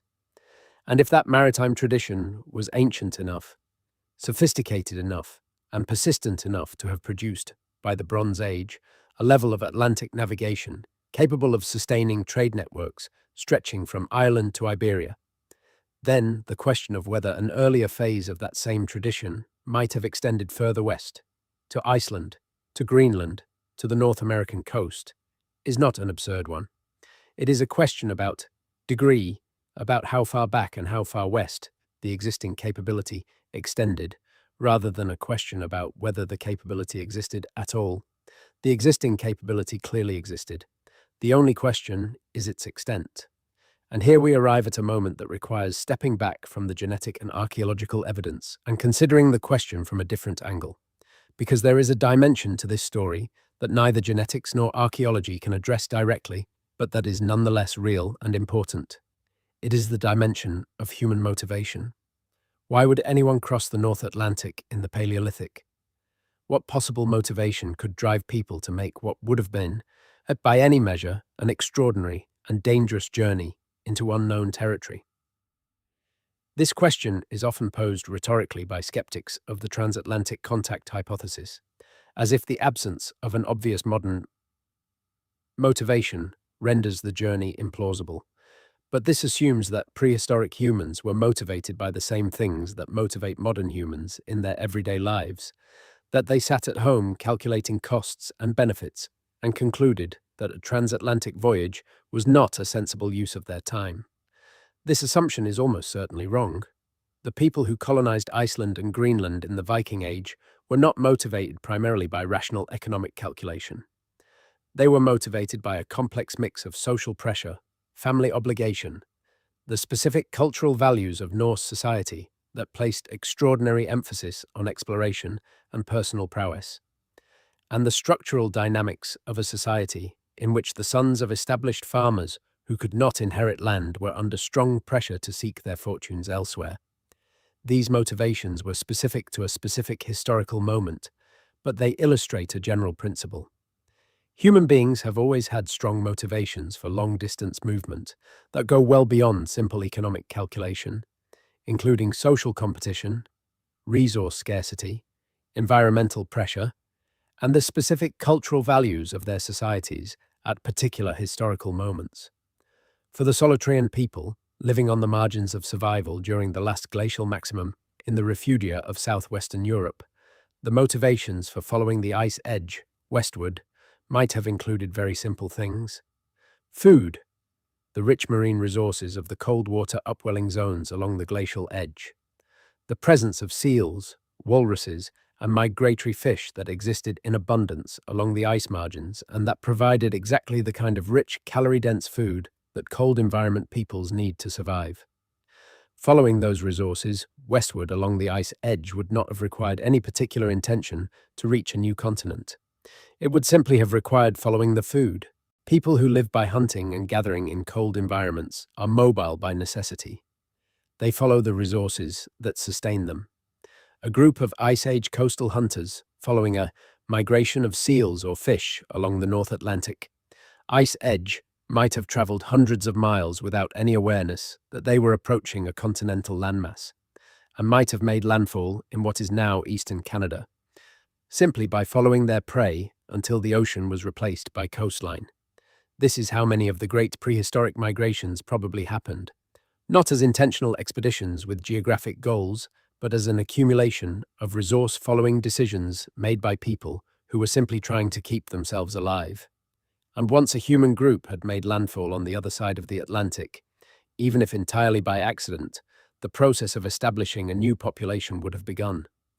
The descendants of those accidental colonists would have lived and died in the new territory, mixed with the existing populations they encountered, and contributed their genetic legacy to the descendants of those populations.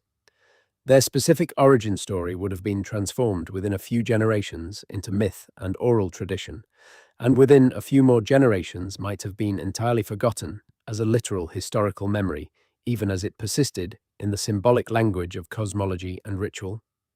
The genetic signal that remains, small and contested as it is the only trace that cannot be completely lost. DNA does not forget, it does not mythologize. It records every ancestral event as a chemical fact, preserving the echo of every contributing population in the precise sequence of nucleotide bases that it carries from generation to generation. When researchers find that sequence and recognize it for what it is, they are reading a record that was made by people who had no idea they were making a record, written in a language that no one on Earth could read until the very end of the 20th century. The blood running through British veins carries that record, along with all the other layers of ancestry, the steppe pastoralists and the Near Eastern farmers and the Roman soldiers and the Anglo-Saxon settlers and the Viking raiders and the Norman conquerors and all the other historically documented contributors to the British genetic heritage. There is a faint and ancient layer that does not belong to any of those histories, a layer that points toward a world that predates all of those histories by thousands of years, a layer that connects in ways we do not fully understand and cannot yet fully explain to the other side of the ocean. That connection does not diminish the significance of all the other layers of British history. It adds something to them, a depth, a strangeness, a reminder that human history is not the simple linear story we have been taught, but something far more ancient, more complex, and more mysterious than any tidy narrative can contain. It is a reminder that the past is not finished. It is not a settled account. It is a living question, continually being asked and continually being revised as new tools and new evidence give us new eyes to see with. The genetic revolution of the last 30 years has transformed our understanding of human prehistory more profoundly than any other development in the history of archaeology, and that transformation is still underway. The sequencing of ancient DNA from increasingly old and increasingly diverse samples is continuing to produce surprises, continuing to reveal populations we did not know existed, connections we did not expect to find, and a human past that is consistently stranger and more interesting than the models we built to describe it. And at the heart of that strange and interesting past, woven into the genome of a small but detectable fraction of the modern British population, is this anomalous signal, this genetic whisper that points across the Atlantic and says, in chemical language that took us until the early 1990s to begin to decode, that something happened here that our histories have not recorded, that someone made a journey that our models said was impossible, that the world of the deep past was connected in ways we are only beginning to understand. The blood that carries that signal belongs to real people, living people, people who go to work and raise families and watch television and scroll through their phones without any awareness that somewhere in the mitochondria of their cells, in the ancient maternal lineage that has been passed from mother to daughter for thousands of years, there is a record of an ancestor who lived at the edge of the Ice Age world and who carries in their DNA the echo of a connection that crosses an ocean. Most of those people will never know this about themselves. The signal is too small, too faint, too easily lost in the noise of all the other ancestral layers that make up a modern genome. Commercial ancestry tests do not yet have the resolution to reliably identify haplogroup X2 or its associated lineages as anything other than a generic European ancestral signal. To find the specific pattern we have been discussing requires the kind of detailed population genetic analysis that is currently done mainly in academic research settings, using reference databases and analytical methods that are not yet accessible to the general public. But the knowledge is there in the scientific literature, in the papers that have been accumulating since the mid-1990s, building a picture that grows more detailed and more undeniable with every new ancient DNA sample that is analyzed, with every new comparison between Old World and New World genetic profiles, with every new archaeological site that pushes the date of human presence in the Americas back another 1,000 years and forces another revision of the models. The picture that is emerging is not the one that most of us were taught. It is not a picture of a world neatly divided between isolated populations who developed in parallel, unaware of each other, until the fateful moment of Columbus in 1492. It is a picture of a world that was connected across its full geographic extent, from a far earlier date than we have been comfortable acknowledging, connected by movements of people and ideas and technologies that have left their traces in the genetic record, even where they left nothing in the archaeological one. That picture is incomplete. There are enormous gaps in it. There are alternative interpretations of almost every piece of evidence that has been cited. The debate among specialists is genuine and ongoing, and reasonable people who have studied the evidence carefully disagree about what it means. No one who has read the literature carefully will claim that the case for transatlantic Paleolithic contact is proven beyond reasonable doubt. What they will say, if they are honest, is that it cannot be dismissed, that the evidence is real, that the question is open, and that the answer, when it finally comes, will change something fundamental about how we understand what it means to be human. The blood running through British veins comes from more places and more times than most British people have ever been told. Some of it comes from the Ice Age hunters who sheltered in the coastal refugia of the Atlantic fringe during the worst of the cold. Some of it comes from the Near Eastern farmers who brought agriculture and the Neolithic revolution to the island. Some of it comes from the Bronze Age pastoralists who swept across Europe from the Eurasian steppe, bringing horses and metal and the Proto-Indo-European languages from which modern English is ultimately descended. Some of it comes from all the historically documented layers of migration and conquest and settlement that make up the recorded history of these islands. And some tiny fraction of it, a ghost in the genome, a whisper from a time before writing, before agriculture, before anyone had given a name to the island they were standing on, comes from somewhere that should, by every conventional account, have had nothing to do with Britain at all. It comes from across the ocean. It comes from a world that official history says did not yet exist in the sense of being connected to the world of ancient Britain. And it has been there, in the blood, waiting to be found for thousands of years. Now let us go deeper still, because everything we have discussed so far has been a kind of prologue. The genetic evidence, the archaeological anomalies, the geographic possibilities, the mythological parallels, all of these are fragments of a larger story, pieces of a puzzle that, when assembled, point toward a conclusion that most official history has been unwilling to reach. To understand what that conclusion is and why it matters, we need to examine the specific details of the North American archaeological record in the years before, during, and after the period when the Solutrean connection might have been made. The period in question is roughly between 22,000 and 13,000 years ago.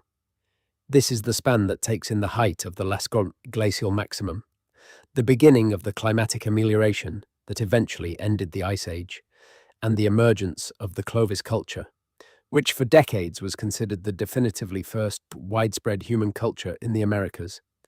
Within this period, researchers working outside the mainstream consensus have accumulated a body of evidence that, taken together, argues for a pre-Clovis human presence in eastern North America that cannot be explained by the standard Beringian model.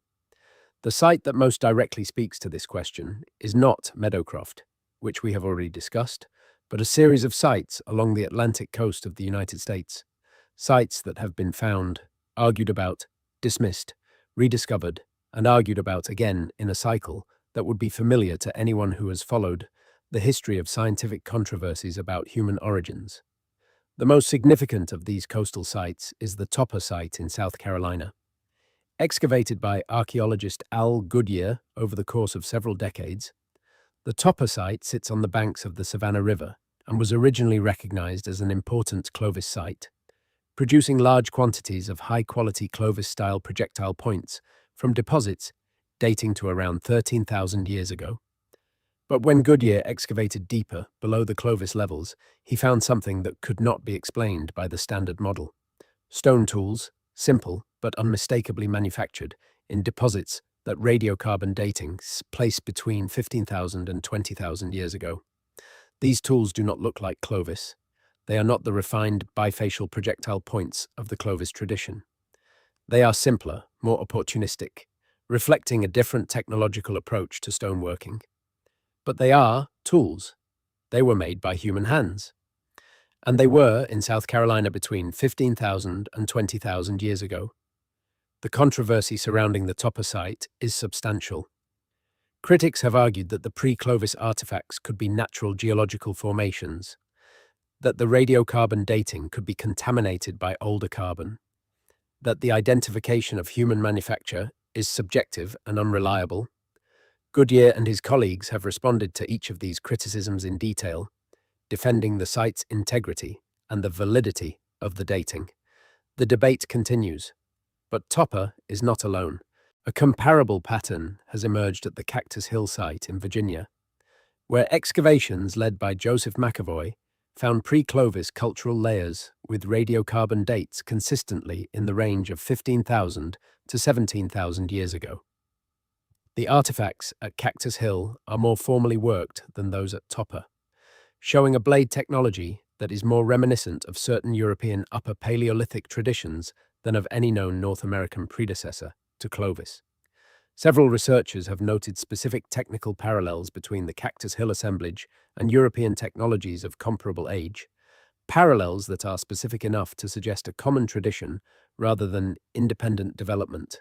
And there is the Chesapeake Bay area, where a series of localities around the Delmarva Peninsula have produced large bifacially worked stone tools in contexts that suggest considerable antiquity, pulled from riverbeds and estuarine deposits in circumstances that make precise dating difficult, but that are consistent with the pre-Clovis timeframe.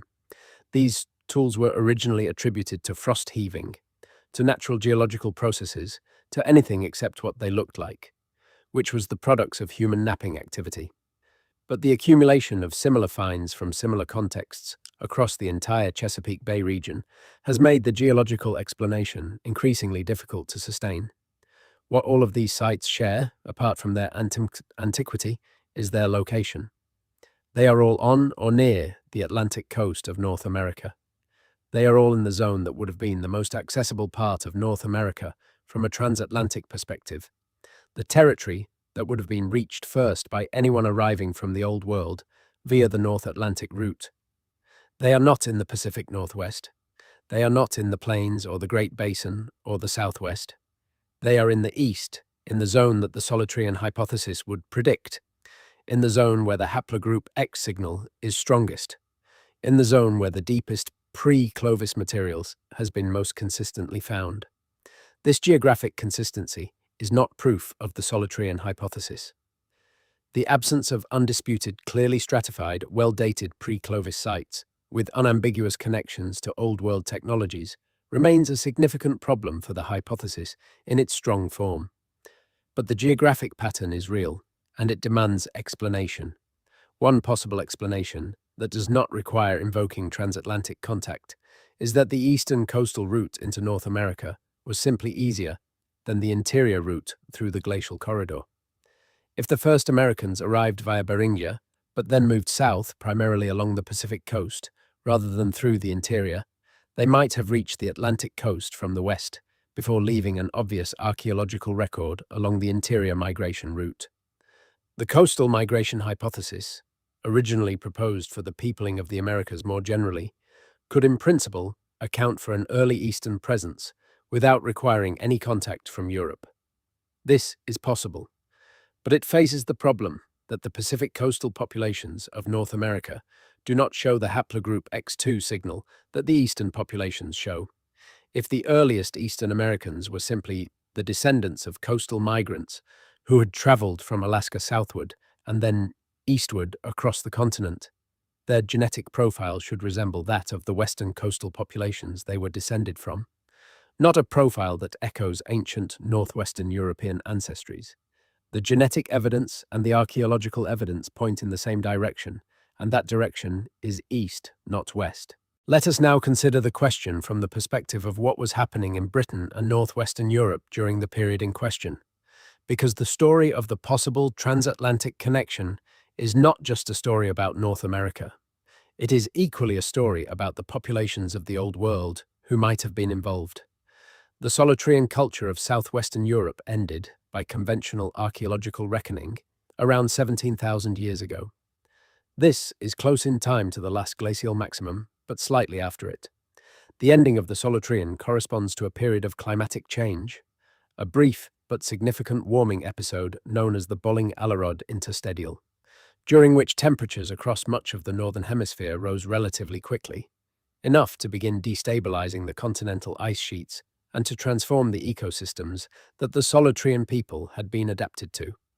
As the climate changed, the Solutrean tradition was replaced by a new technology, the Magdalenian, which is characterized by a different approach to stoneworking and by the explosion of portable and cave art that reached its peak around 17 to 12,000 years ago. The Magdalenians were the people who painted Lascaux and Altamira and many of the other great cave art sites of southwestern Europe. They were the heirs of the Solutrean in the Atlantic fringe of Europe, and their culture spread northward and eastward as the ice retreated and new territories became habitable. The descendants of the Magdalenians were the people who colonized Britain after the last glacial maximum.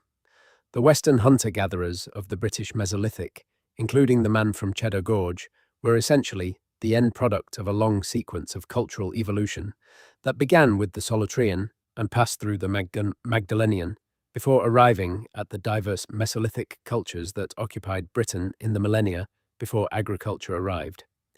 This ancestry is relevant to the question of transatlantic connections because it means that the people whose genetic legacy is most clearly preserved in the anomalous X2 and related signals in ancient British DNA were not random or marginal members of the European prehistoric population.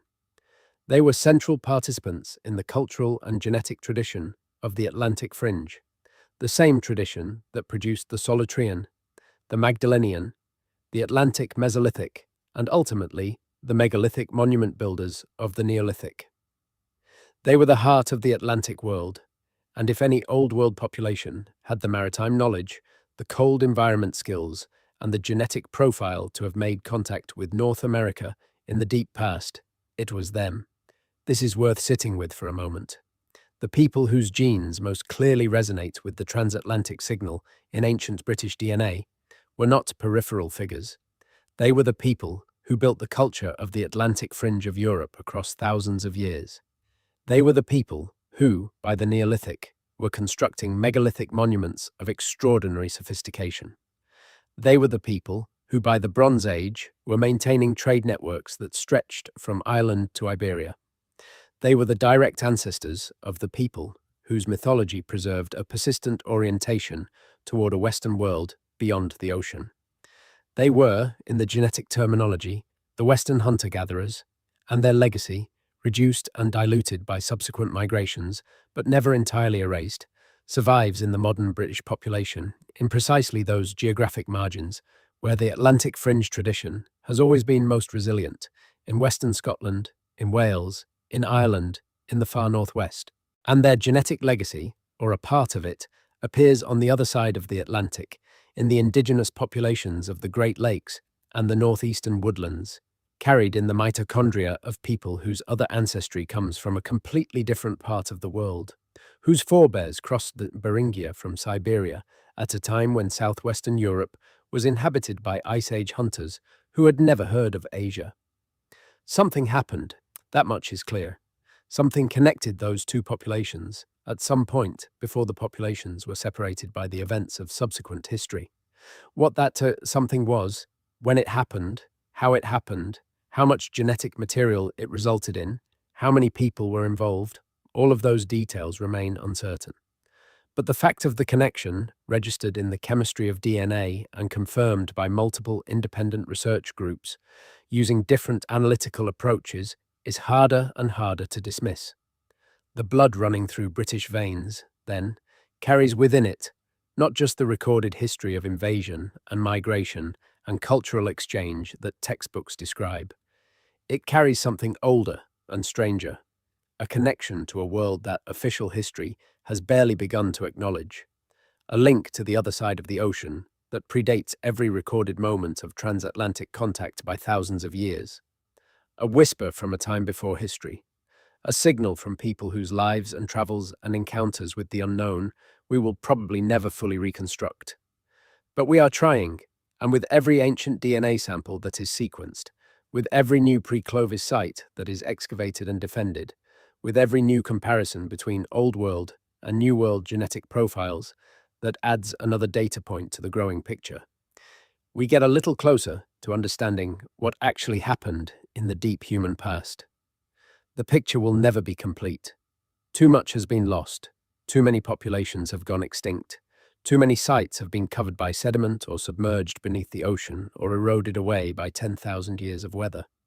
But the broad outline is becoming clearer, and the broad outline tells a story of human capability and human connectivity that should change how we think about our own past and about the nature of the species that produced it. We are not the first people to cross the North Atlantic. We are almost certainly not the second. We are the most recent in a long series of crossings that began in the deep past and that have left their traces, however faint, in the genetic profiles of populations on both sides of the ocean. That is what the blood knows, even when the mind has forgotten. There is a specific research project that deserves particular attention in the context of everything we have been discussing, because it represents one of the most direct and systematic attempts to address the question of transatlantic genetic connections at the genetic level, using the most powerful tools currently available. That project is the ongoing work of geneticist Ian Mathiasson and his collaborators at the University of Pennsylvania, whose analyses of ancient European genomes have been among the most influential contributions to the field of paleogenomics in the last decade. Mathiasson's work, and the broader field of ancient DNA research that he represents, has revolutionized our understanding of European prehistory in ways that could not have been anticipated even 20 years ago. By sequencing the genomes of ancient Europeans from the Paleolithic through the historical period, and comparing those genomes against a global reference database that includes both modern and ancient populations from around the world, Mathiasson and colleagues have been able to reconstruct the major population movements and mixing events that shaped the genetic profile of modern Europeans with a resolution that archaeology alone could never achieve. The major story that has emerged from this work is broadly consistent with what other researchers had inferred from earlier genetic studies. European prehistory is a story of successive replacement events, with the original Paleolithic hunter-gatherers being largely replaced by Near Eastern farmers around 7 to 5,000 years ago, who were in turn substantially replaced by steppe pastoralists around 4 to 3,000 years ago, with each replacement leaving a residual genetic contribution from the previous population in certain geographic or social margins of the new demographic order. But within this broadly agreed narrative, there are persistent anomalies, outlier individuals and small population clusters whose genetic profiles do not fit cleanly into any of the three main components of European ancestry. Some of these outliers can be explained by sampling issues or by the genetic effects of extreme geographic isolation. Others are less easily explained. Among the most consistently anomalous of the ancient European samples in the paleogenomic literature are certain individuals from the Mesolithic of Western Britain and Ireland, whose mitochondrial profiles include haplogroup variants that show unusual affinities with populations outside the mainstream of Western hunter-gatherer ancestry. The specific details of these affinities vary from study to study and depend critically on the reference populations used for comparison, which makes definitive interpretation extremely difficult. But the anomalies are there. They have been noted by multiple independent research teams, and they are consistent with the idea that the Mesolithic populations of the Atlantic fringe included a component of ancestry that cannot be traced to any currently identified source population within Europe. The most parsimonious explanation for such ancestry, in the absence of other evidence, would be that it represents an extremely ancient lineage surviving from a very deep Paleolithic founding population, predating the major population movements that shaped later European diversity. And this may indeed be the correct explanation. But the geographic distribution of the most similar comparative populations in the global reference databases, which consistently places certain North American indigenous populations among the closest matches for these anomalous ancient British profiles, introduces a complication that the strictly intra-European explanation cannot easily accommodate. How do you explain genetic affinity between a Mesolithic British individual and a Great Lakes indigenous North American population if the connection is not transatlantic? The conventional explanation invokes very deep common ancestry, a population somewhere in the pre-dispersal world that was ancestral to both the people who eventually became Western Europeans and the people who eventually became the specific North American populations in question. Given the deep antiquity of the proposed common ancestry, this is a plausible explanation in principle. But the specific genetic variants involved and the specific nature of the match suggest a more recent connection than a common ancestor from 50,000 years ago would typically produce. The mathematics of genetic drift means that very old common ancestry tends to produce very small and diffuse similarities rather than specific sharp resemblances. The fact that the affinity is detectable, that it shows up in multiple studies as a statistically meaningful signal rather than background noise, suggests that the common ancestry is not ancient enough to have been completely blurred by the intervening generations of drift and recombination. This is not a definitive argument. Genetic drift is stochastic, and its effects are variable, but it is a consideration that weighs against the most conservative interpretation of the data. Let us now shift our focus from the genetics to what might be called the circumstantial case, the accumulation of non-genetic evidence that, while individually inconclusive, collectively points in the same direction as the genetic data.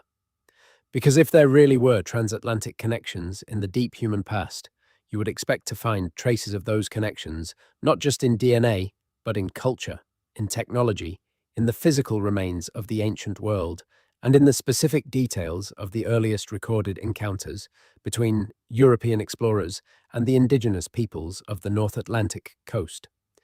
The earliest European accounts of the indigenous peoples of eastern North America, from the Norse sagas through the accounts of the Cabot and Cartier expeditions in the late 15th and early 16th centuries, contain certain descriptions that have puzzled historians for a long time. The Norse accounts of the Skraelings, the indigenous people they encountered in their North American voyages around the year 1000, describe physical characteristics and behaviors that do not clearly correspond to any single known indigenous culture. Some descriptions suggest people of the northeastern woodland tradition, Algonquin-speaking populations whose territories extended to the coast of Newfoundland and Labrador. Others suggest people of a different appearance and different material culture. The later accounts from the Cabot and Cartier voyages describe the coastal people of the Gulf of St. Lawrence and the St. Lawrence River Valley in terms that sometimes echo, in unexpected ways, the physical characteristics that researchers have identified in the skeletal remains of the pre-Clovis populations of the eastern seaboard. This is subjective evidence of the worst kind, dependent on the interpretation of descriptions made in unfamiliar languages by observers who had their own strong cultural biases. But it is worth noting that the earliest European observers of Eastern North American indigenous populations sometimes noted physical characteristics that struck them as unexpectedly familiar, unexpectedly similar to certain European populations, in ways that went beyond the generic similarities of shared humanity and pointed to specific features that are now known to occur at elevated frequencies in populations with significant Western hunter-gatherer ancestry. This is extremely speculative territory. I want to be clear about that. The evidence from early European observers is too subjective, too culturally filtered, and too dependent on the interpretive frameworks of its time to be used as serious evidence for or against genetic connections between Old World and New World populations. But it adds one more thread to the tapestry that we are trying to weave, one more detail that is at least consistent with the broader picture, even if it cannot confirm it. There is also the evidence from the specific traditions of the indigenous peoples who lived in the zone of highest haplogroup X frequency, the Algonquin-speaking peoples of the Great Lakes and the northeastern woodlands. The oral traditions of these peoples include certain elements that have attracted attention from researchers interested in the question of cultural connections across the North Atlantic. Among the most discussed is the tradition of the Great Flood, which appears in various forms across a wide range of northeastern, North American indigenous cultures, and which shares certain structural features with the flood traditions of Atlantic Europe. Not specific narrative details, but a broad cosmological framework of a world destroyed by water and reconstituted through the actions of specific cultural heroes or divine beings.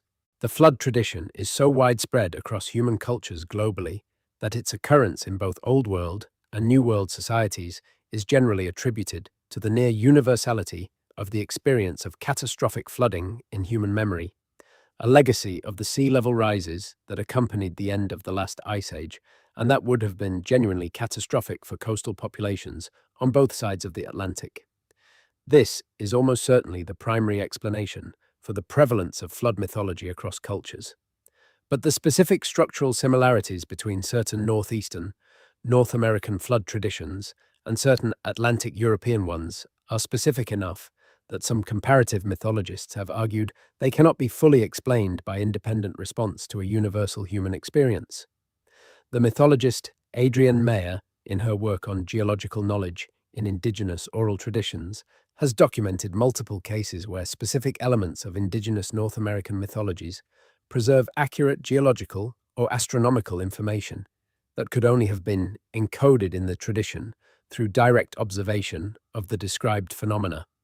Some of the phenomena described in northeastern North American traditions, including descriptions of glacial landscapes, ice-covered seas, and catastrophic flooding of coastal territories, are consistent with what those populations' ancestors would have experienced during and after the last glacial maximum, encoding in mythological form a memory of environmental conditions that existed thousands of years before the historical period. If some of the people who were present in eastern North America during or just after the last glacial maximum had come from the other side of the Atlantic, carrying with them a cultural framework derived from their experience of the Atlantic fringe of Europe, then the specific details of their environmental experiences would have been similar to those of their counterparts in Europe. Both groups would have witnessed the flooding of coastal territories as sea levels rose. Both groups would have experienced the retreat of ice sheets and the transformation of the landscape from glacial to post-glacial conditions. Both groups would have had cultural frameworks oriented toward the ocean and toward the specific challenges of cold water coastal environments. The convergence of those cultural frameworks, if it occurred in the populations that are the descendants of both traditions, might account for certain specific similarities in mythological structure that are not explained by independent development. This is deeply speculative, I emphasize again, and the evidence for it is far too thin to support any strong conclusions. But it is a hypothesis that is consistent with the available evidence and that makes predictions that could, in principle, be tested as more detailed, comparative mythological and genetic research becomes available. The larger point, the point that all of these threads converge on when you follow them honestly, is this. The conventional narrative of British prehistory, and of the prehistory of the North Atlantic more broadly, is incomplete, not wrong in its broad outlines, not fabricated, not the product of conspiracy or deliberate deception, but incomplete in ways that matter. It leaves out a chapter, or perhaps several chapters, from the story of human prehistory that are beginning to emerge from the genetic, archaeological, and mythological evidence. Chapters that tell of a world that was more connected, more mobile, and more adventurous than we have been willing to believe. The British people, with all their complexity and their diversity and their many layers of historical identity, are the inheritors of all of those chapters. The visible ones and the invisible ones, the documented ones and the ones that survive only in chemical traces in the cells of their bodies. They are, in the most literal biological sense, the descendants of people who came from everywhere, including from places that official history insists their ancestors had never heard of. That is not a diminishment of British identity or of any other identity. It is an enrichment of it. It is a reminder that human identity is always deeper than its official narratives, always more complicated than its visible history, always carrying within it the traces of experiences and connections and encounters that go further back and range more widely than any recorded account has captured. The blood knows, and as the science of reading that knowledge becomes more sophisticated, more of what the blood knows will become accessible to us. Some of what it tells us will be comfortable and confirmatory of what we already believe. Some of it will be unsettling, will challenge our assumptions, will require us to revise narratives we have held for a long time. All of it will be true. The truth about the deep human past is not a threat to anyone's identity. It is the foundation of everyone's identity, the shared bedrock of human experience that lies beneath all the later layers of culture and language and nationality and belief. Understanding that foundation better is not an act of subversion, but an act of recognition, an acknowledgement that the story of our species is bigger and stranger and more wonderful than any account we have yet managed to write down. And the story, strange and wonderful as it already is not finished. It is being written still, one ancient genome at a time, one archaeological excavation at a time, one disputed dating at a time, one contested interpretation at a time. The people who are writing it are working at the edge of what is known, pushing against the boundaries of established consensus, doing the difficult and sometimes thankless work of asking the questions that the evidence demands, even when those questions lead to uncomfortable places. They deserve the attention of anyone who cares about the truth of the human past. Their work, and the picture it is gradually building, is one of the most important intellectual endeavors of our time, because understanding where we came from, really understanding it, in all its complexity and strangeness and depth, is the first step toward understanding who we are. And the blood, in its chemical silence, has been waiting for us to ask the right questions. We are finally beginning to ask them. To bring this story into sharper focus, let us examine one more specific thread of evidence, one that connects the deep genetic history we have been tracing to a specific and dramatic episode in the more recent archaeological record of the British Isles. This is the story of the Neolithic transition, the arrival of farming in Britain around 4,000 years before the Common Era, and the specific genetic dynamics of that transition, because those dynamics reveal something important about the populations that were present in Britain before the farmers arrived and about the fate of their genetic legacy. The arrival of agriculture in Britain was not a simple diffusion of ideas from one population to another. The ancient DNA evidence is unambiguous on this point.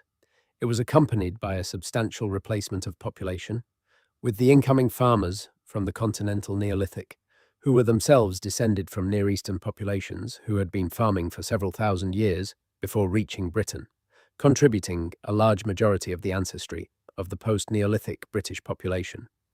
The original Mesolithic hunter-gatherers of Britain, the people whose ancestry we have been discussing, were reduced to a minor fraction of the total British gene pool within a relatively short period of time. The mechanisms of this replacement are not well understood.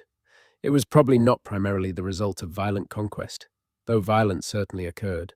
It may have been more the result of differential fertility, with the farming populations able to support higher population densities and therefore able to increase their numbers faster than the hunter-gatherer populations they were displacing.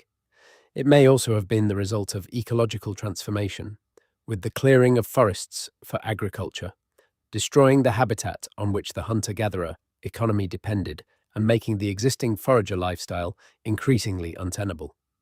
Whatever the mechanism, the result was a substantial reduction in the genetic contribution of the original Mesolithic British population to all subsequent British demographic profiles.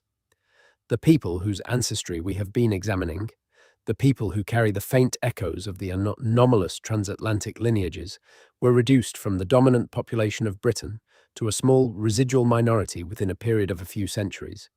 But they were not eliminated. Some Mesolithic ancestry persisted, concentrated in geographic margins where agriculture was slower to penetrate, in the uplands, in the northwest, in the far north, and their genetic legacy, though diluted by each successive wave of new arrivals, was never entirely erased. For it is still there, still detectable in the modern British population, still identifiable in the specific geographic clusters that the people of the British Isles study and other research programs have documented. And within that residual Mesolithic ancestry, the anomalous signals that we have been discussing are also still present, still detectable, still pointing in the same strange and unexplained direction. The haplogroup X lineages, the unusual Y chromosome profiles, the outlier genetic signatures that do not fit cleanly into any of the three main European ancestry components, all of these persist in the modern British genome as traces of a world that existed before the farmers came, before the steppe pastoralists came, before the Romans came, before any of the historically documented layers of British prehistory. They persist because genetics is patient, because ancestry cannot be entirely erased, no matter how many subsequent population events occur, because even the smallest founding contribution, if it occurred early enough and if its carriers survived, will leave a trace that can be detected thousands of generations later by someone with the right tools and the right questions. The right tools have now been developed, the right questions are now being asked, and the answers, incomplete and contested as they still are pointing toward a history of the British Isles and of the North Atlantic world that is richer, deeper, and more mysterious than any previous account has captured. This is the story that the blood tells. It is a story of Ice Age hunters following the glacial edge. It is a story of people living on land that is now under the sea, on the submerged shelves of the Atlantic, in a world that no longer exists. It is a story of maritime capability and human movement that extended, in ways we are still trying to understand, across one of the world's great oceans at a time when such movement should, by conventional account, have been impossible. It is a story that implicates British prehistory in a global narrative of human connectivity that goes far beyond the traditional scope of British history. It connects the ancient peoples of these islands to the ancient peoples of North America, not through the well-documented historical connections of the colonial era, but through a much older and more mysterious bond, one that was established in the deep past and that has been carried in chemical silence in the cells of living people ever since. Whether the precise mechanism was the one proposed by the Solitarian hypothesis, or some variant of it, or something entirely different that no one has yet clearly articulated, the genetic signal is real. The anomaly is real. And the question it raises, the question of how the blood of the ancient Atlantic fringe came to echo in the cells of Eastern North American indigenous populations, is one that will not go away simply because it is inconvenient for established models. Science advances by following the evidence wherever it leads, even when the destination is uncomfortable, even when the journey requires revising frameworks that have been accepted for a long time. The evidence, in this case, is leading somewhere unexpected. It is leading to a revision of what we thought we knew about the boundaries of the prehistoric world and about the capabilities of the prehistoric human beings who inhabited it. That revision is already underway. It is visible in the accumulating literature on pre-Clovis sites, in the growing body of ancient DNA research that documents anomalous genetic affinities across the Atlantic, in the increasingly serious engagement by mainstream archaeologists with hypotheses about transatlantic contact that were dismissed as fringe speculation only a generation ago. The revision is not complete. It may never be complete, in the sense of producing a neat, agreed-upon narrative that everyone accepts. But its direction is clear, and its direction points toward a world that was stranger and more connected than we thought. The blood running through British veins knows this, even when the people carrying it do not. It carries in its molecules the record of people who lived at the edge of the world, and who, perhaps, walked off the edge into territory that no map had yet recorded. It carries the memory of a time when the North Atlantic was not a barrier, but a corridor, when the glacial edge was not a wall, but a road, when the distance between the old world and the new world was shorter in terms of human capability and human determination than the maps we have drawn of that ancient geography would suggest. That memory is very old. It is older than language, older than agriculture, older than any of the cultural traditions that define what we call civilization. It is a biological memory written in the chemistry of DNA, preserved by the blind persistence of genetic inheritance through 10,000 years of change. But it is real, and learning to read it, learning to ask the right questions of the molecules that carry it, is one of the most profound and significant achievements of contemporary science.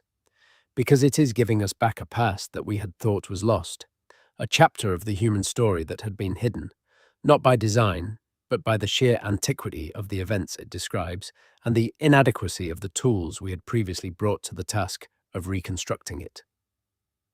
The chapter is not yet fully readable. Much of it is still obscured by the noise of subsequent events, the genetic drift and the population replacements and the bottlenecks and the admixtures that have modified and diluted the original signal over thousands of years.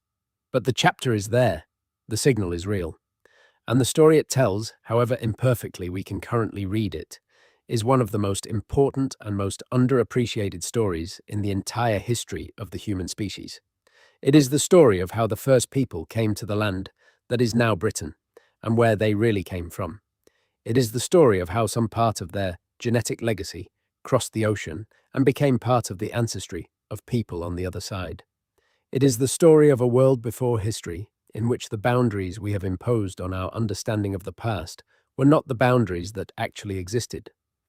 And it is the story that the blood has been telling, patiently, persistently, in its chemical language, to anyone patient and curious enough to listen.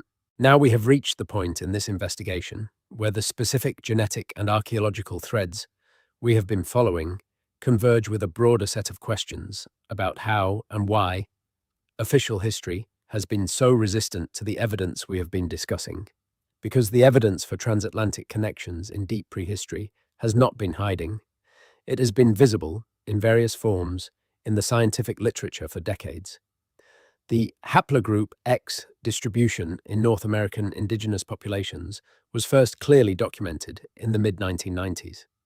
The Solitarian hypothesis, in its modern form, has been publicly argued by Stanford and Bradley since the late 1990s and was published in book form in 2012. The pre-Clovis archaeological sites in eastern North America have been generating controversy since the 1970s. And yet, none of this has substantially penetrated the mainstream narrative of British or American prehistory. School curricula still teach a version of the peopling of the Americas that makes no mention of possible transatlantic connections. Popular histories of Britain still begin with the Ice Age refugia and the post-glacial repopulation, without mentioning the anomalous genetic signals. The standard story, in both cases, remains the one that was established in the mid-20th century, before the tools existed to test it properly. Why? This is not simply a question about academic inertia, though academic inertia is certainly part of the answer. There are also more substantive reasons why archaeologists and geneticists have been cautious about embracing the transatlantic hypothesis, reasons that are worth understanding clearly. The first is the methodological problem of establishing cause and effect in a field where direct evidence is severely limited. The genetic evidence for transatlantic connection is real, but it is compatible with multiple explanations, and the more parsimonious explanation, the one that requires the fewest additional assumptions, is always going to win in a scientific context where parsimony is valued. If you can explain the haplogroup X distribution in eastern North America by invoking deep common ancestry rather than recent contact, the deep common ancestry explanation will be preferred even if it doesn't fit the details as well, because it requires invoking fewer things that we don't already know happened. The second is the political sensitivity of claims about the deep ancestry of Native American populations. The question of who was in the Americas before the currently recognized indigenous populations is not simply a scientific question. It is a political and legal one, with implications for questions of sovereignty, land rights, and cultural heritage that extend far beyond the academic debate. Claims that certain North American indigenous populations have partial ancestry from populations outside the Americas are experienced by many indigenous communities as a form of the erasure of their deep historical connection to their lands, regardless of the scientific intent with which such claims are made. This sensitivity has made many researchers, especially those who work directly with indigenous communities, extremely cautious about advancing hypotheses that could be weaponized to undermine the historical claims of those communities. This caution is understandable and in many ways admirable, but it has had the side effect of suppressing scientific discussion of evidence that, in principle, does not undermine indigenous historical claims, but rather adds a layer of complexity to them. The presence of a small component of Atlantic ancestry in certain eastern North American indigenous populations does not make those populations any less indigenous. It simply makes their ancestry more complicated than a single origin model would predict. The third reason for the resistance is simply the scale of the revision that would be required if the transatlantic hypothesis is correct. It is not a small adjustment to the existing model. It is a fundamental revision of what we thought was possible in the deep human past. A revision that affects not just the specific question of the peopling of the Americas, but the broader question of human capability and human connectivity across geographic scales that most researchers have been trained to regard as insurmountable barriers for the prehistoric period. Big revisions require big evidence. The evidence currently available for transatlantic Paleolithic connections is suggestive but not definitive. It is consistent with the hypothesis, but not exclusively consistent with it. Scientists quite properly apply a higher standard of evidence to claims that require large revisions of established frameworks, and the current evidence does not meet that standard in the eyes of most mainstream researchers. That is as it should be. Scientific conservatism is a feature, not a bug. The fact that the mainstream has not accepted the Solitarian hypothesis or the broader transatlantic contact hypothesis does not mean those hypotheses are wrong. It means they have not yet been proven to the satisfaction of a rigorous scientific community. That is a different thing, and it is a status that can change as new evidence accumulates. And new evidence is accumulating. Every new ancient DNA study that sequences Mesolithic European and pre-Clovis North American samples adds data points to the picture. Every new pre-Clovis site that is excavated and dated adds to the archaeological case. Every new comparative analysis of Old World and New World stone tool traditions adds to the technological evidence. The picture is not yet complete, but it is becoming more detailed, and with each addition, it becomes harder to dismiss as coincidence or artifact. A new evidence is accumulating, quietly and persistently, with every ancient DNA sample sequenced and every pre-Clovis site defended in the literature. The picture is not yet complete, but its direction is clear, and that direction points toward a past that was more connected, more mobile, and more capable of the unexpected than our established models have allowed. The landscape of Britain is itself a kind of archive of this story, though not an archive that announces itself clearly. To read it requires knowing what to look for and where. But once you know, the landscape of the British Isles becomes something more than a scenic backdrop to human history. It becomes a palimpsest, a surface on which multiple layers of the human past have been inscribed, one on top of another, each partially obscuring the layers beneath, but never entirely erasing them. Start in the far northwest, in the Western Isles of Scotland, in the Outer Hebrides, on islands that hang at the edge of the habitable Atlantic world, like scattered chips of ancient stone. The landscape itself is ancient in a way that few other inhabited places on Earth can claim. The bedrock of these islands is among the oldest exposed rock on the surface of the planet. Lewisian gneiss formed almost 3 billion years ago and subsequently scraped bare by successive ice sheets, left as a raw, exposed, wind-scoured landscape of lochs and moorland and low-exposed ridges that has been essentially unchanged in its physical character since the last ice retreated 10,000 years ago.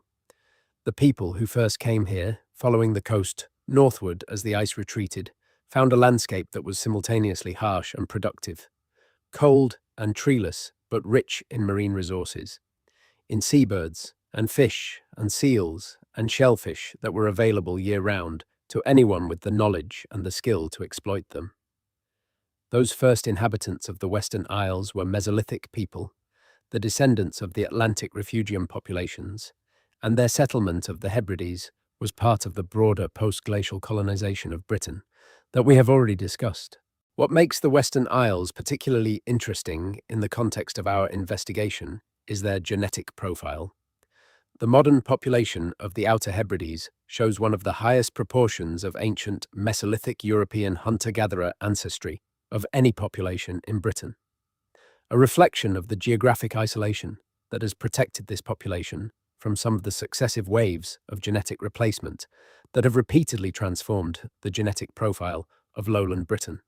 This is the genetic margin where the oldest British ancestry is best preserved, and it is here, in the mitochondrial profiles of women whose families have lived on these islands for generations, that the anomalous lineages we have been discussing appear most consistently in modern British population surveys. The Outer Hebrides are also notable for another reason. They are home to Callanish, one of the most astronomically sophisticated megalithic sites in the British Isles, a complex of stone circles and stone rows laid out on a ridge, overlooking an inlet of the Atlantic, aligned with the movements of the moon in ways that suggest the builders had been observing and recording lunar cycles for generations before the site was constructed. Callanish is roughly 5,000 years old, built during the Neolithic by people whose ancestry, according to the genetic record, was a mixture of the original Mesolithic hunter-gatherers and the incoming Near Eastern farmers. The astronomical knowledge built into its layout reflects a tradition of sky observation that predates the site itself, a tradition that was already old when the stones were erected. Where does that tradition come from? At what point in the human history of the Atlantic fringe did people begin to track the movements of the moon with the precision required to build a site like Callanish? The question is not easily answered because the evidence for astronomical observation in the pre-Neolithic Atlantic fringe is almost entirely absent. Not because such observation didn't happen, but because the people who were doing it were not leaving the kind of permanent records that survive for archaeologists to find. Stone and bone artifacts have been preserved. Perishable materials have not.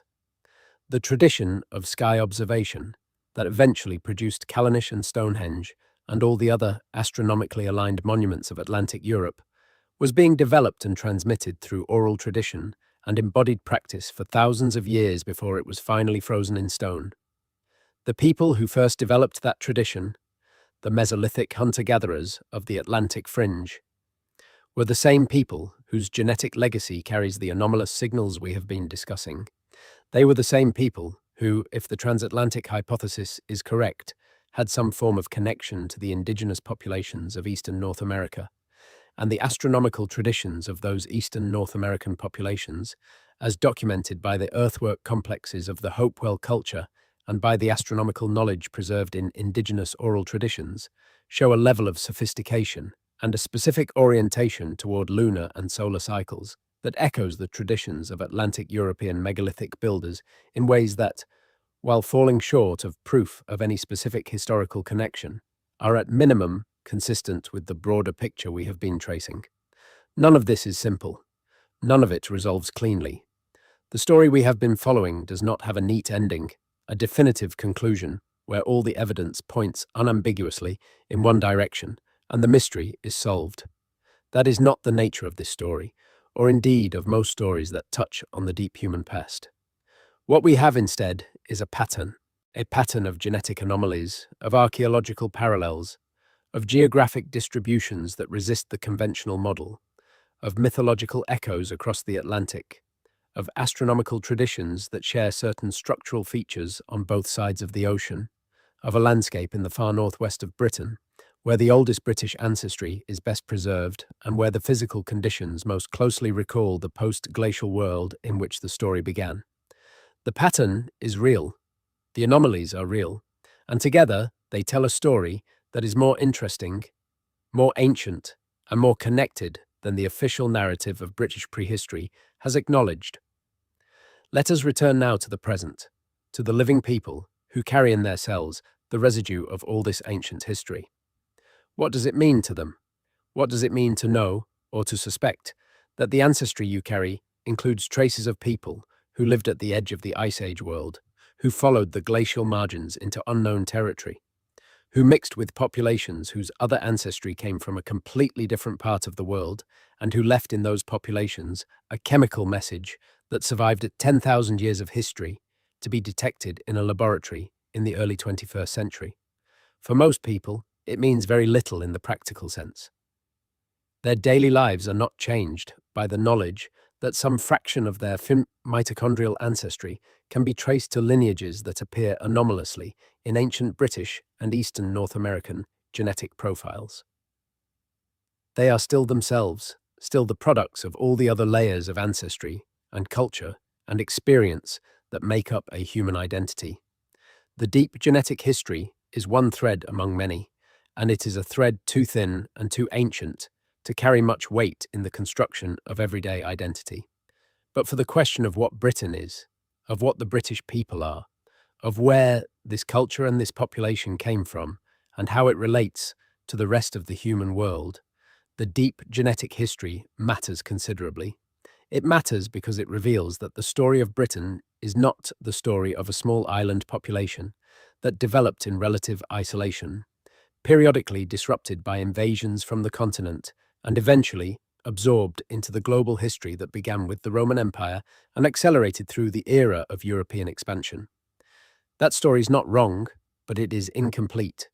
It leaves out the chapters that preceded it, the deep chapters that were written before writing was invented, before any of the historical actors we typically discuss were born, before the island was even an island. Those chapters tell a different and more ancient story, a story of a population at the edge of the world that was connected to the rest of the world in ways that the subsequent history partially obscured, a story of people who lived at the end of the old world and who may have reached the beginning of the new one, a story of blood and migration and encounter and mixture that produced eventually the population whose descendants live in Britain today, carrying in their cells the chemical record of every ancestor who contributed to their existence, including ancestors who crossed the North Atlantic at a time when no map existed and to show them where they were going. That is the story the blood tells. And it is worth telling and worth hearing, not because it changes who British people are in any practical sense, but because it deepens the understanding of what human beings are, what we are capable of, how far we have travelled, and how long we have been travelling. The human species is old, it is mobile, it is ingenious, and it is connected across geographic distances and temporal depths that our conventional narratives of history have only begun to capture. The story of ancient Britain, properly told, is not a local story. It is a chapter in a global story, a chapter that connects to North America and to the deep human past in ways that most people in Britain, and most people anywhere, have never been told. Learning that story, accepting its complexity and its uncertainties, sitting with the genuine mystery of the anomalous signals that the blood carries, is an act of respect for the full truth of the human past. It is a recognition that the past was not simpler or smaller than the present.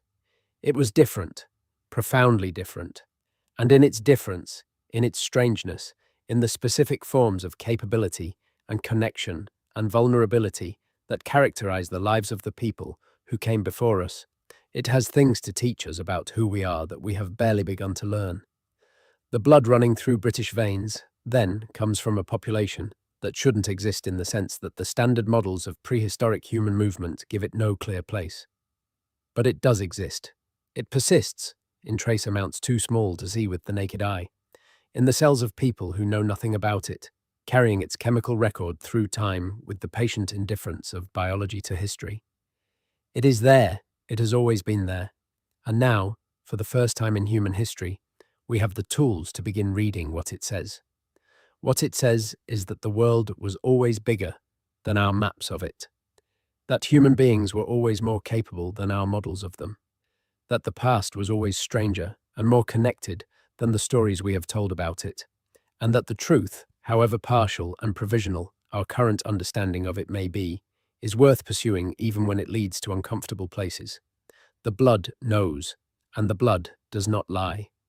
There is one more dimension to this story that has not yet been fully addressed, and it concerns not the deep, prehistoric past, but the period that immediately precedes the beginning of recorded British history. Because between the Mesolithic hunters of the Atlantic fringe and the Romans who first brought Britain into the light of classical historiography, there were people whose story is almost as mysterious and almost as poorly understood as that of their prehistoric predecessors.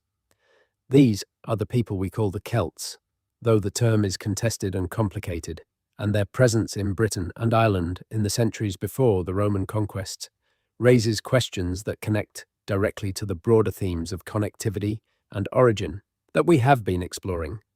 The Celts, or more accurately, the Iron Age peoples of Atlantic Europe, who spoke Celtic languages and shared certain broadly defined cultural traditions, are conventionally understood to have arrived in Britain from the continent in the last millennium before the Common Era, bringing with them their languages, their Latine metalwork tradition, their distinctive religious practices, and the social organization that characterized the British tribes encountered by Caesar and the other Roman writers who left the first detailed descriptions of the inhabitants of the island. The conventional model has Celtic languages arriving in Britain relatively recently, replacing an earlier non-Celtic linguistic tradition in most of the island, and surviving most completely in the western and northern margins. In Wales, in Scotland, in Ireland, where the Roman conquest was absent or limited, and where cultural continuity with the pre-Roman Iron Age was most thoroughly maintained. This model is broadly consistent with the historical and linguistic evidence, but it is increasingly in tension with the genetic evidence, which suggests a much more complex picture of population history in the British Isles during the Iron Age than a simple model of late continental immigration can accommodate. The people of the British Isles study found that the genetic structure of the modern British population contains several distinct clusters that do not correspond to the conventional historical model of Celtic versus non-Celtic Britain. The Welsh, who speak the most archaic of the Brythonic Celtic languages and who are often cited as the closest genetic equivalents to the pre-Roman British population, show a genetic profile that is broadly consistent with a long resident Atlantic fringe ancestry rather than a recent continental Celtic immigration. Similar patterns are visible in Cornish, in Scottish, and in Irish populations. This finding has led some geneticists to suggest that the Celtic languages spread through Britain and Ireland, not primarily through migration, but through a process of cultural adoption, with the existing Atlantic fringe populations adopting Celtic languages and cultural practices from continental neighbours without undergoing the substantial genetic replacement that characterized the earlier Neolithic and Bronze Age population events. In other words, the Celts as a cultural and linguistic phenomenon may not have required a Celtic migration of any great size. The people who spoke Celtic languages in pre-Roman Britain may have been largely descended from the much earlier post-glacial hunter-gatherers and the Neolithic farmers who replaced them, adopting the linguistic and cultural package of Iron Age Celtic culture through trade, elite exchange, and cultural prestige. If this model is correct, it has implications for the question of Atlantic connectivity that are directly relevant to our investigation, because it means that the populations of the British Isles in the Iron Age were not primarily recent immigrants from the continent, but the long resident descendants of people who had been in the Atlantic fringe for thousands of years. And those long resident populations, as we have seen, carried in their genetic profile the traces of the anomalous ancient lineages that connect, in ways not fully understood, to the other side of the Atlantic. The Iron Age Atlantic fringe was, by all historical accounts, a maritime world. Trade and communication across the open ocean between Britain, Ireland, Brittany, Iberia, and sometimes further afield were regular features of Iron Age Celtic culture. The archaeological record of the period includes objects and raw materials that travelled hundreds and sometimes thousands of miles from their points of origin, distributed through networks of exchange that are visible in the archaeological record even when the specific mechanisms of that exchange remain obscure. When in such a maritime culture, with such well-developed seafaring capabilities, the question of how far Atlantic navigation extended in the late prehistoric period is not simply a question about the direction the boats travelled. It is also a question about the knowledge those sailors carried with them, knowledge of ocean currents and weather patterns and seasonal resources that had been accumulated over thousands of years of living and workings on the Atlantic coast. Some of that knowledge, some portion of the tradition of understanding the North Atlantic that had been developed by the maritime peoples of the Atlantic fringe over the millennia since the end of the Ice Age, may have included awareness of what lay to the west. Not necessarily direct experience of the North American landmass, but knowledge of ocean conditions, of currents and ice and resource distributions that pointed towards something beyond the western horizon. The classical sources that describe the mythological western otherworld of the Celtic and pre-Celtic peoples of Atlantic Europe may be recording, in heavily transformed form, a tradition that was itself a transformation of an older reality. We cannot know this. The evidence is too thin, too ambiguous, too easily explained in multiple ways. But the question is real, and it is worth asking. And it is worth noting that the people who were asking it most persistently in the pre-modern period, the Irish monks who in the 5th and 6th centuries began making extraordinary Atlantic voyages in their skim boats, the curragh-like vessels that are direct descendants of the boat-building tradition of the Atlantic Mesolithic, were following routes that pointed west, and that, according to the later accounts preserved in the voyage literature of early medieval Ireland, reached lands beyond the Atlantic horizon that have been interpreted by some historians as possible references to the North American coast. We cannot know this with certainty. The evidence is too thin, too ambiguous, too easily interpreted in multiple ways. But the question is real, and it will not go away. Because the people who were asking it most persistently in the centuries before written record were the maritime peoples of the Atlantic fringe themselves, people who lived on the edge of the known world and who built their entire cosmological understanding around the mystery of what lay to the west. And that orientation, that westward gaze, is written in the genes as clearly as it is written in the myths. It is present in the haplogroup X distributions and the anomalous ancient DNA profiles and the persistent geographic clustering of the oldest British ancestry in the northwestern margins of the island. It is the genetic signature of people who lived at the edge and who, at some point in the deep past, looked beyond it. The blood running through British veins carries that signature. Faint, ancient, mostly hidden by the genetic noise of all the subsequent layers of ancestry and history.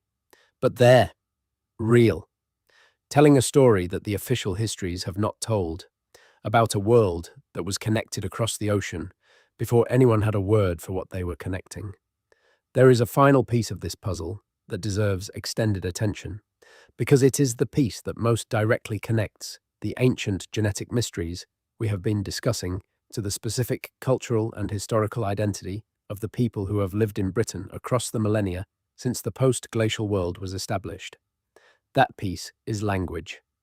Language is the most fundamental of human cultural technologies, the medium through which all other culture is transmitted, preserved, and transformed. The languages spoken in Britain today are the product of a long and complex history of linguistic change and replacement that mirrors, in certain respects, the genetic history we have been examining. And within that linguistic history, there are anomalies and unexplained elements that parallel the genetic anomalies in interesting ways. The primary languages of Britain today are English, which is a Germanic language brought to the island by the Anglo-Saxon migrations of the 5th and 6th centuries CE, and Welsh, Gaelic, and their relatives, which are Celtic languages representing a far older linguistic tradition. Beneath these surface languages, preserved in the place, names and geographical terminology that accumulated over thousands of years before any of the current languages arrived, are traces of much older linguistic strata, layers of pre-Celtic, pre-Indo-European vocabulary that survive as isolated fossils in the modern landscape, giving names to rivers and hills and coastlines in forms so old that no currently living language can explain them.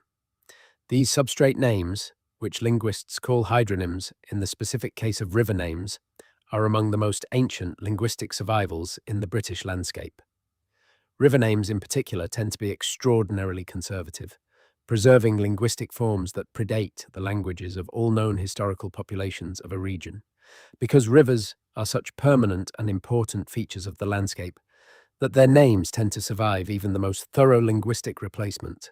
The names given to rivers by the very first people to inhabit a territory after the Ice Age often survive, in modified form, through every subsequent wave of linguistic change, because each new population that arrives simply adopts the existing name for the river they find, rather than replacing it. In Britain, the oldest river names that cannot be explained by Celtic, Latin, Germanic, or any other known Indo-European language have been studied by linguists for centuries, with increasingly inconclusive results. They are clearly not Celtic, not Germanic, not Latin, not from any identifiable Indo-European branch.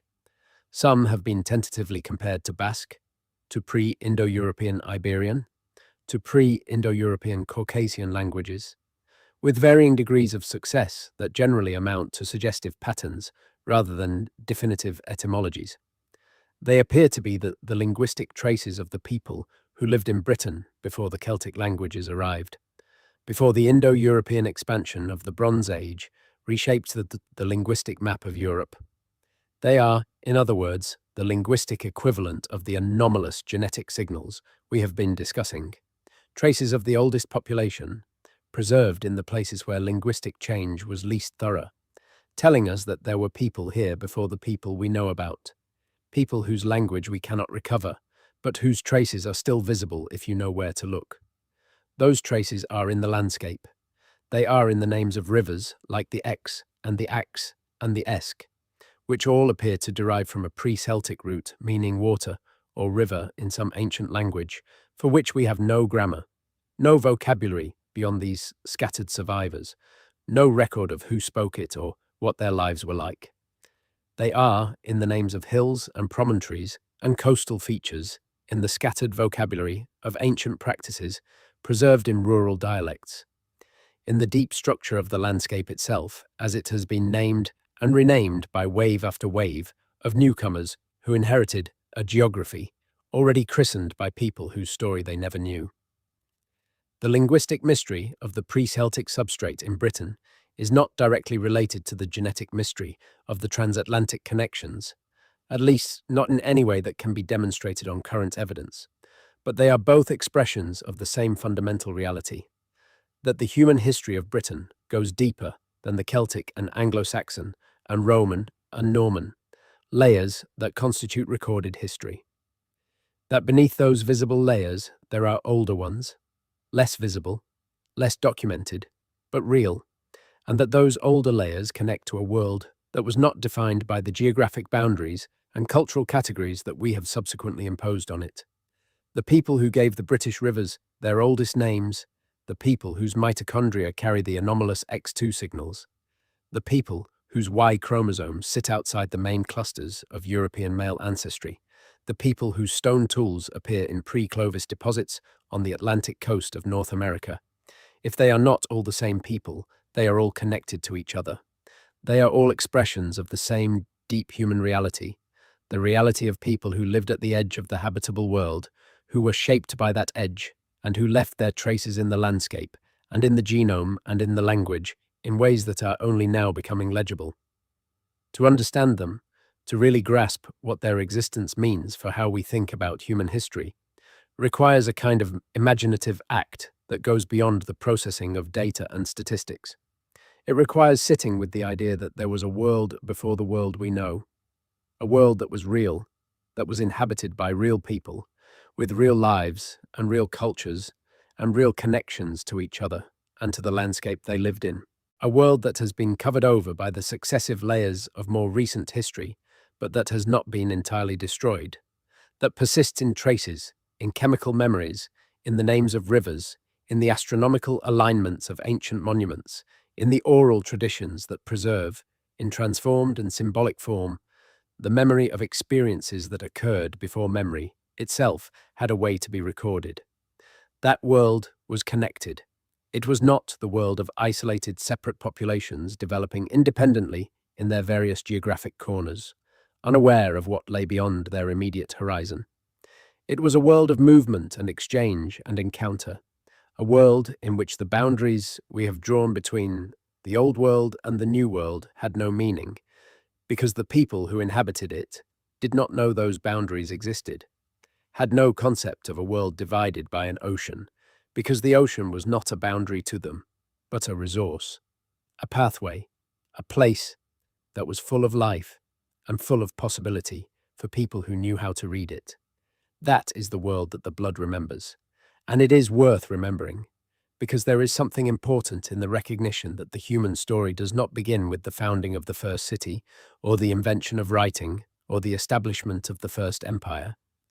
It begins much earlier. It begins in the deep past, in the Ice Age, in the cold and the dark, and the marginal environments where human beings first learned to be the kind of creature they would eventually become. And the people who lived through that beginning, who survived the ice and the cold and the near extinction events and the floods and all the other catastrophes that the Pleistocene brought, were not primitive in the sense of being less than human. They were the fullest expression of what human beings actually are when all the cultural overlay of civilization is stripped away, which is curious, mobile, ingenious, and extraordinarily capable of doing things that seem, in the abstract, impossible. The blood running through British veins carries the legacy of those people. It carries the legacy of every person who contributed to the ancestry of the modern British population.